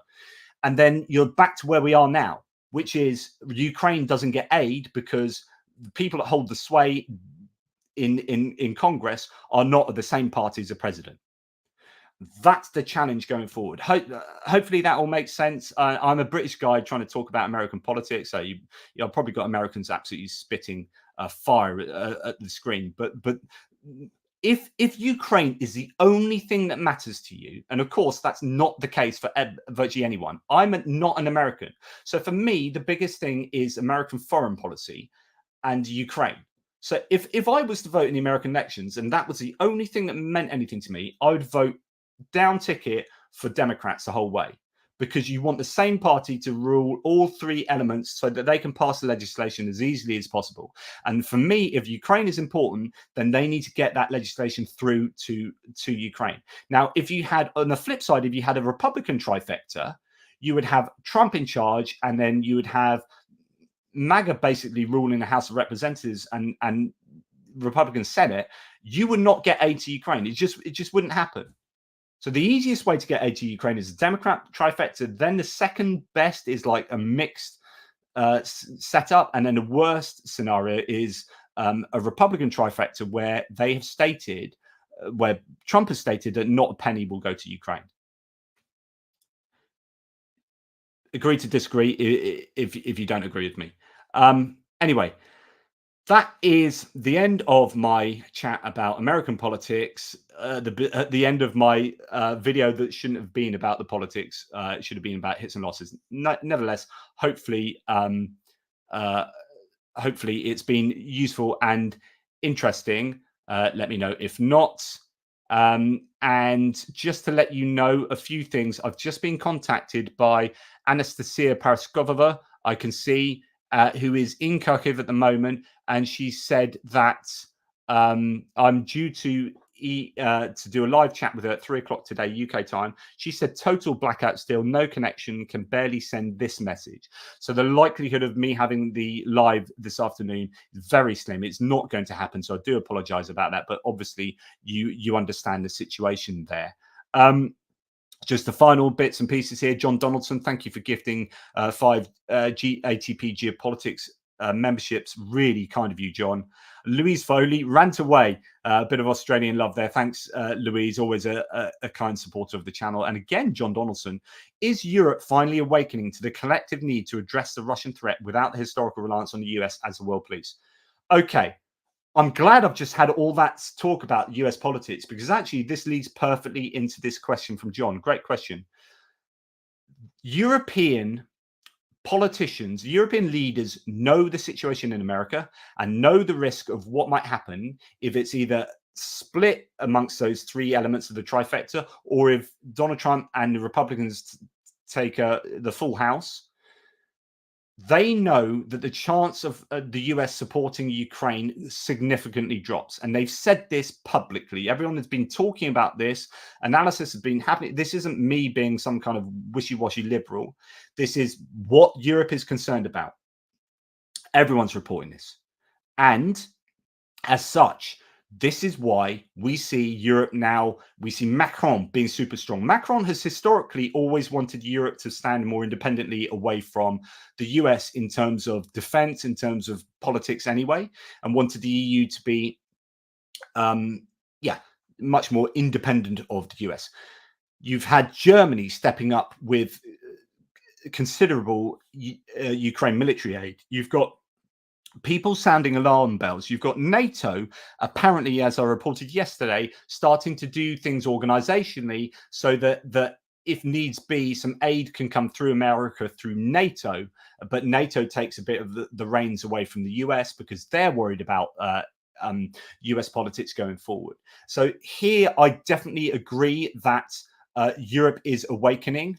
The concern, therefore, is, and I talked about this yesterday, the concern is the influence Russia can have on European politics. Now, without trying to be too overtly pro-EU, the EU is the biggest threat to Russia. Sorry, I've said this many times, so I'm repeating myself, but the EU's biggest threat to Russia is a bigger threat than the US because it's geographically next to Russia, but it's also economically integrated with Russia in a way that the US isn't. So we buy in Europe, or the EU nations have bought a lot of hydrocarbons off Russia, and Rosatom is involved heavily. The atomic agency in Russia is involved very heavily in the UK. And as a result of that,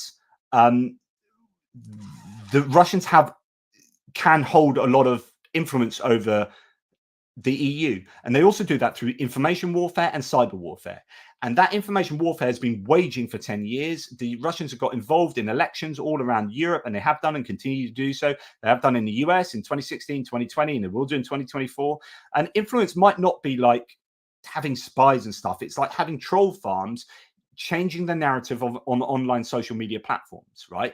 But it works, right? They are getting a good return on investment. They sow discord in nations. They've been doing that in Europe, and they've been fomenting discord, particularly in the far right in Europe, to the point where European elections going forward are not looking good. So although Europe is waking up, that's establishment politicians in Europe that are centrist politicians or center right or center left that agree that Russia is the aggressor here.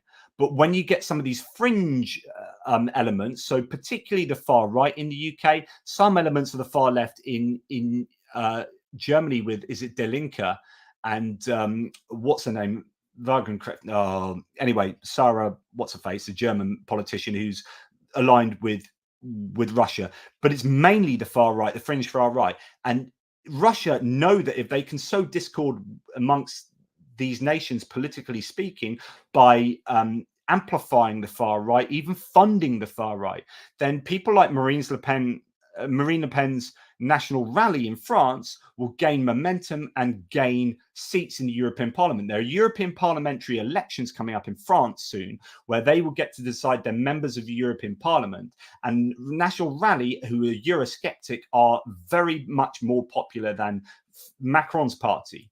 So although Macron and establishment politicians are standing up and recognizing how serious the threat of Russia is, and we're building up our military capacity and we're building up our industrial capacity, at the same time, Russia is undercutting our democratic unity around Europe by supporting the Eurosceptic parties around Europe. So that's going to be Hungary that are in Europe. That's going to be Slovakia that are in Europe, in the EU.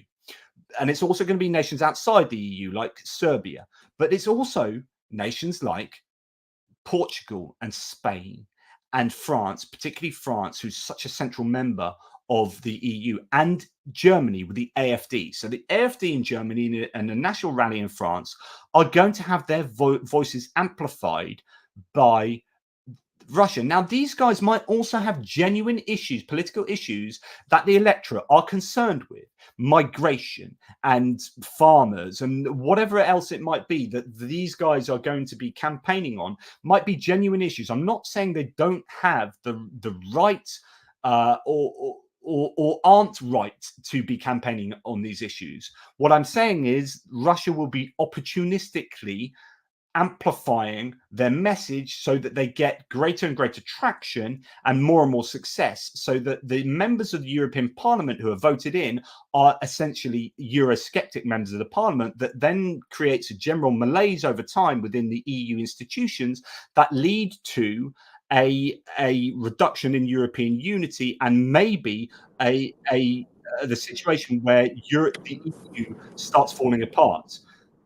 And then that is a problem for European unity and European security.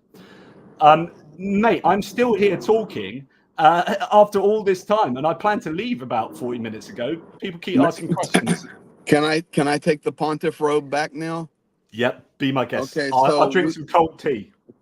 So we have rotated outside of Kharkiv. I'm up on top of a hill, and I was able to grab a little bit of coverage. We're working on so many things right now. Johnny, you know that you know how Zhenya works when we're in normal war day. You watched him for 10 days. Amplify that 100x. So we pulled over here. I'll chat a little bit more. I want people to know we're okay. We're heading down south, back towards Chasiv Yar, and we want you. He's got to do some work. So I said, man, just pull over and let me get back in here with Johnny, because he's loving my channel so much. He's waxing eloquent for 2 hours. It's really rough here, man. It's a bad day. Yeah. I imagine there's going to be so much news filtering out that you guys, that Jenny's going to be getting hold of, that's just shows how absolutely horrific last night really was. I can tell you, I haven't seen gas lines like that since the beginning of the war. There are people queued in Kharkiv in every gas station.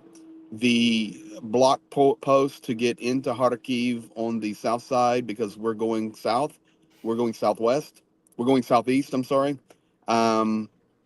is half a kilometer long. Everybody is being inspected extremely heavily. Police are every corner, fully outfitted with med kits. I mean, it's like an invasion day. There's not an invasion happening, but it is like utmost level of precaution I've seen here in a year. Yeah, I just I don't know what to say really, other than that I guess to be expected given the size of that barrage from last night and the damage, the serious damage that it's done. And I guess, you know, because what's interesting that we've seen over the last, I guess, 2 weeks is that as the Czech initiative has started bringing in artillery ammunition, there's been this like, okay, artillery ammunition is now looking all right going forward, at least for the time being. And then you've started having a few voices going, yeah, everyone's been rushing around talking about artillery ammunition, but no one's been rushing around talking about air defense ammunition. And so when you're talking about Patriot missiles, when you're talking about Nazan's missiles and SAMP-T and Krotal and all these air defense systems that are doing the business of shooting down these missiles, there's going to be a desperation, I'm sure, now for allied nations to be doing what they've done with the kind of Czech artillery ammunition initiative, to do that with air defense. My concern is timing. You know, you're getting inside news here. Where we're going down there in that semicircle, which is Slavyansk, Kramatorsk, Druzhkivka, Konstantinivka, which is supporting the Chasiv Yar, Ivanivsky, Siversk area. Yeah, going down there. So in addition to the Kremina, Seversk, and Bakhmut. Yep. That area. Whole area right there, in addition to the massive missile barrage. And I keep seeing guys putting here the amount of hits versus takeouts. Just remember as well, when something is taken out, unless it's even if it's completely destroyed the sky, you still Oh, have the yeah. debris, or you Yeah. have the deflections, and you add to that the amount of hits, direct hits, and then you layer on top of that in combination. Of course, this was planned. Nothing like that happens without planning, but there is a massive push down here in that area of the map you're looking right now. It's tough. Kharkiv is down. I remind everybody that's watching, in Kharkiv, we were hit with, well, I don't know what we were hit with, but it was Probably powerful. S300s. A lot of S300. I would have thought they like doing that. The point being, there was no air alarm. There was not time. This is what Yeah. I want people to understand. Kharkiv is so close to the border, and the junk is lined up there massively in Belgorod. We were hit, and it was nonstop. No air alarms. Just to add to that, the reason why there would be no air alarms, as far as I would understand it, is rather than use the like 295 bombers that take off from Saratov and then drop these cruise missiles or ballistic missiles, Kharkiv every day gets hit with surface-to-air missiles, the S-300s and S-400s. And these surface-to-air missile systems are set up around very close, just super close, right? And they then fire missiles with a ballistic trajectory, which in their terminal phase means they come down really, really quickly and very steeply. And the air alarms, they just can't get picked up. That's why they can't get shot down as easily, is because actually they can't be acquired as targets as easily. And so they slam them into Kharkiv because they can. They don't need as much range. Johnny, think about this. If think about this. If there was no border, okay, and no checkpoints, you can literally drive from the center of Kharkiv to the center of Belgorod in 1 hour. Yeah. Yeah. These places are close, guys. Very, very, very close. It's only 90 kilometers center to center. And if you're just on a regular road and you can run 90, 100 kilometers an hour, you're there in an hour, center to center. Yeah. It's close. Yeah. Yeah. Is there any news coming out in the US or UK or Europe, or is it everybody still silent? Let's just go to the UK news, update that. Blackouts hit Ukraine. I mean, it's there, but it's at the bottom. You know, it's blackouts hit Ukraine. Let's go and look at. I'll do the Guardian. Guardian has Russian airstrikes, still that live bit at the bottom, so it is there, but it's not like huge. Give me some CNN. CNN. Trump is about $3 billion richer. Okay, that's great. Live. Russia launches. So there it is. It's a bit like the BBC, basically. Yeah. Okay. It's on there. It's on there, but it's relatively small. It's not big news. Well, it's big news here. I promise you. Yeah. Oh yeah. Yeah. And it should be big news because you know that's significant. The Times, which is kind of on the other end of the spectrum for the in the UK, from the Guardian. Yeah. Nothing that I can see there particularly. There is some Russia stuff, but not. Yeah, interesting. Not actually the attack. It's just unfortunate that it's this quiet. I mean, really, you know, to be quite honest, when I texted you, and I said, Johnny, I'll try to find some coverage. Let's do a joint live and try to update people with what's going on. You and I are one of the first media people doing anything, to be quite honest, on an extended scale. I don't understand. The Times is generally pretty good. So Times Radio is excellent on Ukraine. It's got two on the front page under World News. It's got 2 Ukraine articles, which is great. You know, that's good stuff, right? But not got like the massive attack. Right? I don't get that. Anyway, I don't either. Yeah. So our dam is on fire though down there, and in Zaporizhia. Yeah. Yeah. Zhenia's showing me right now. Yeah. Yeah. So is it still on fire? Because that's been on. Let's go back to where it was. You know, fire. It was. I think there was a bus transporting, and this wouldn't have been aimed at. This just would have been No, it serendipitous. would have been, yeah. But it caught an employee's bus, and I think that's how Oh, one person man. died on that. But that's what it was looking like. But it obviously it's still burning as well. So Yeah, it's still burning. That's terrible. Yeah. It's just yeah. I'm just gonna start getting angry again. Zhenya's checking the latest news right now. Over to my left. Yeah. So Stretch here says, I watch Times Radio all the time. Ukraine the Latest is an excellent podcast too. I agree. So I sit on the left of the political spectrum, but Times Radio, which is on the right, centre right, and Telegraph's Ukraine the Latest podcast. I've listened to every single episode of that for like 2 years or however long it's been. So yeah, I agree. I'll tell you this, guys. I know we've got a lot of people watching right now, and this is we're going to be heading south, and I'm okay to stay online right now, but we're going to be heading down there, and I'm going to try to do another live update later. So for those of you that are not subscribed, I'm not trying to grow off of this. I'm just trying to inform you. We're going to be there and give some updates. And I'm not always can get on live with Johnny. This right here is a picture of our home city right now. This is Khmelnytsky. So I have got some. This is. I think this is an image of Khmelnytsky here. Yeah. Oh no, that's the city of. No, that's the city of Zaporizhia. I swear that was. I'm not sure about this. That's Khmelnytsky. That's Khmelnytsky. Yeah. That. Oh yeah. It was hit hard. I will send it to Johnny now. Jenya's sending it to you, Johnny. Yeah. Thanks, mate.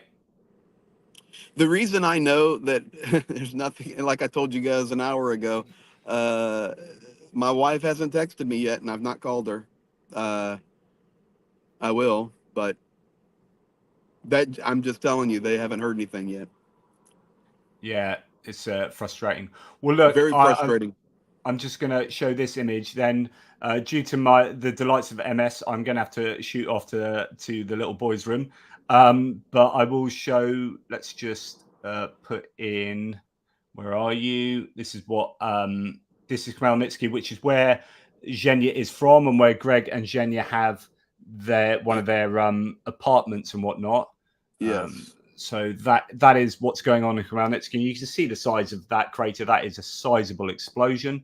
That's done. I had a friend of mine there, Khmelnytsky, send me a picture of a teenage girl who was killed, and I won't share it, but I could just see the bottom half of her body just burned, and it's just it's horrible. When you see a person burned and the skin is off. I'm sorry to be so graphic, guys, but it's a terrible day. And, that's the picture of people in Khmelnytsky are waking up today. Their own town citizens just being burned to death. Yeah, Ricochet, we're okay. But we were right in the middle of it in Kharkiv. It was no bueno, brother. No bueno. And just to show you another image as well that Zhenya's just sent. So that is, looking through your Can you zoom window. Into that? It's personal here. Keep zooming if you can. There's a person there bending over a lost person. Yes, there. Right there. Yes. Yeah. They're talking to the person under the rubble, or they see them and they've killed. They're gone. Yeah. And that's a reality of what people are waking up to in Ukraine. So it is an absolute shocker. Yes, I don't quite know what to say to that. Other than thank you for those who have supported. Thank you, everybody. And we have about 3 hours to get down into that Chasiv Yar area, and we'll be going through some places. It's extremely, extremely active here today. Extremely. We can tell when it's active or not active. I'm watching the vehicles that are going by me. I'm seeing all the soldiers, where they're at, what they're doing. It's extremely active here between Kharkiv and Bakhmut. I use Bakhmut because everybody recognizes that name, but down there, and I'm sure Marinka is equally active. We'll find out. We'll be heading that direction at some point, and down into Zaporizhia line and Rykov, and then into Kherson later at some point. But right now, we're probably going to be hanging out here in the east. We've got people we're checking on. We've got people that we need to do some work with. We've got people that we need to talk to that we can't talk to, and I don't know. Sarah, Jesus, Mary, and Joseph, how can American Christians keep on like this, so angering? Well, I'm an American Christian and an ordained minister of the gospel, and I'm on the front line with bombs dropping on me. So not all the American Christians are like that.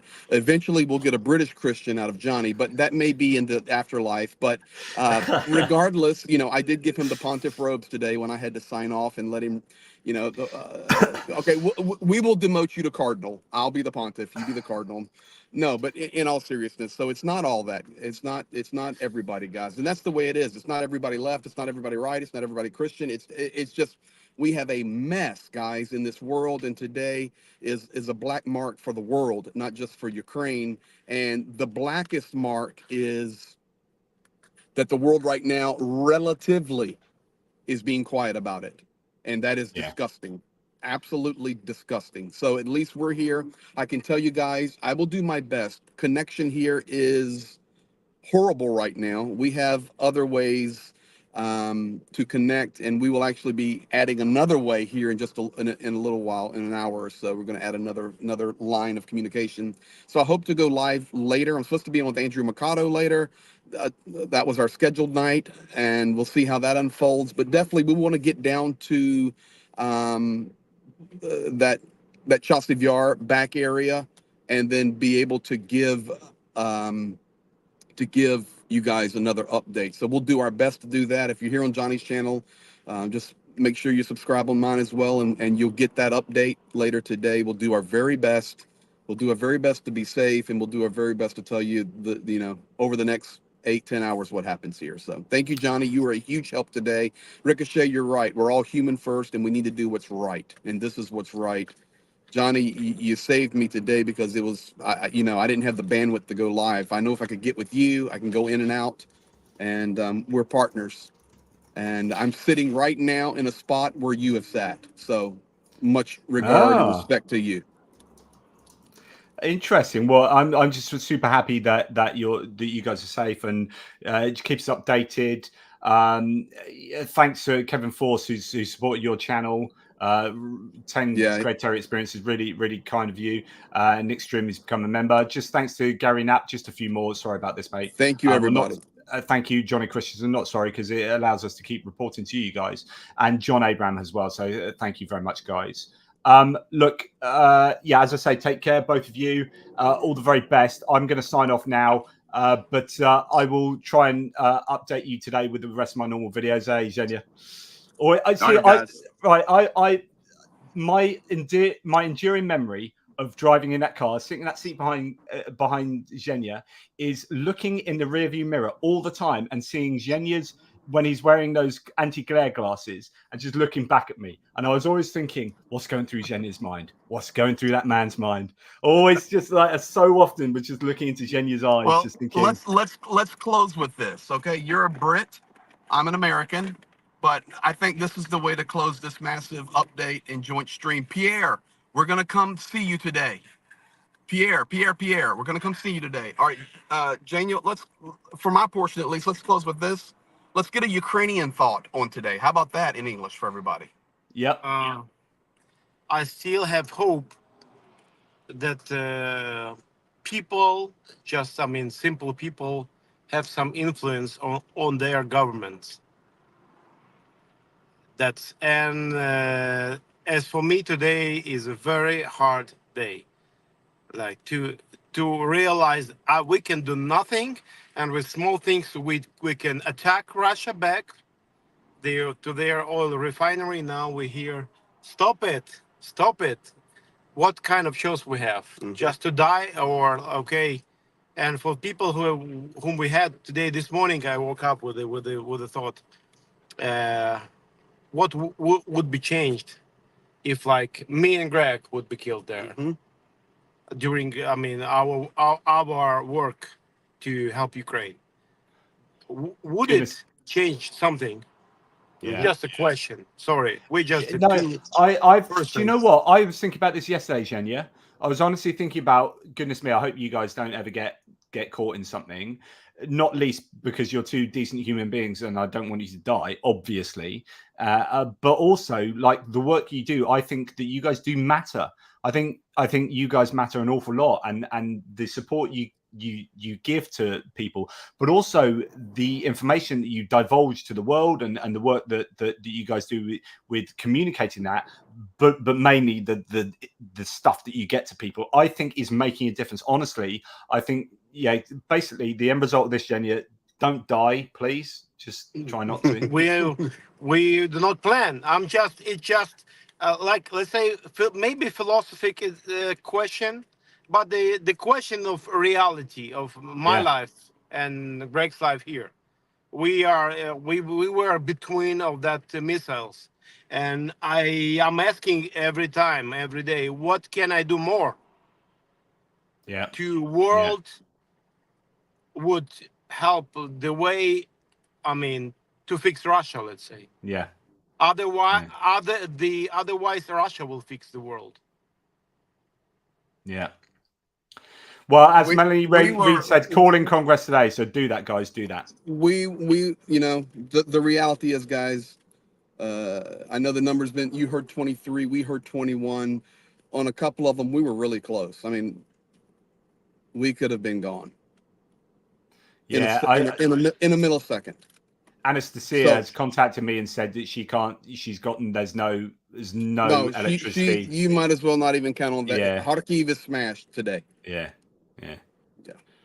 So. Well, look, I think this is the best way to leave it, which is trying to be positive about things. Absolutely, my friend. We're going to go help some guys behind Chasiv Yar. How about that?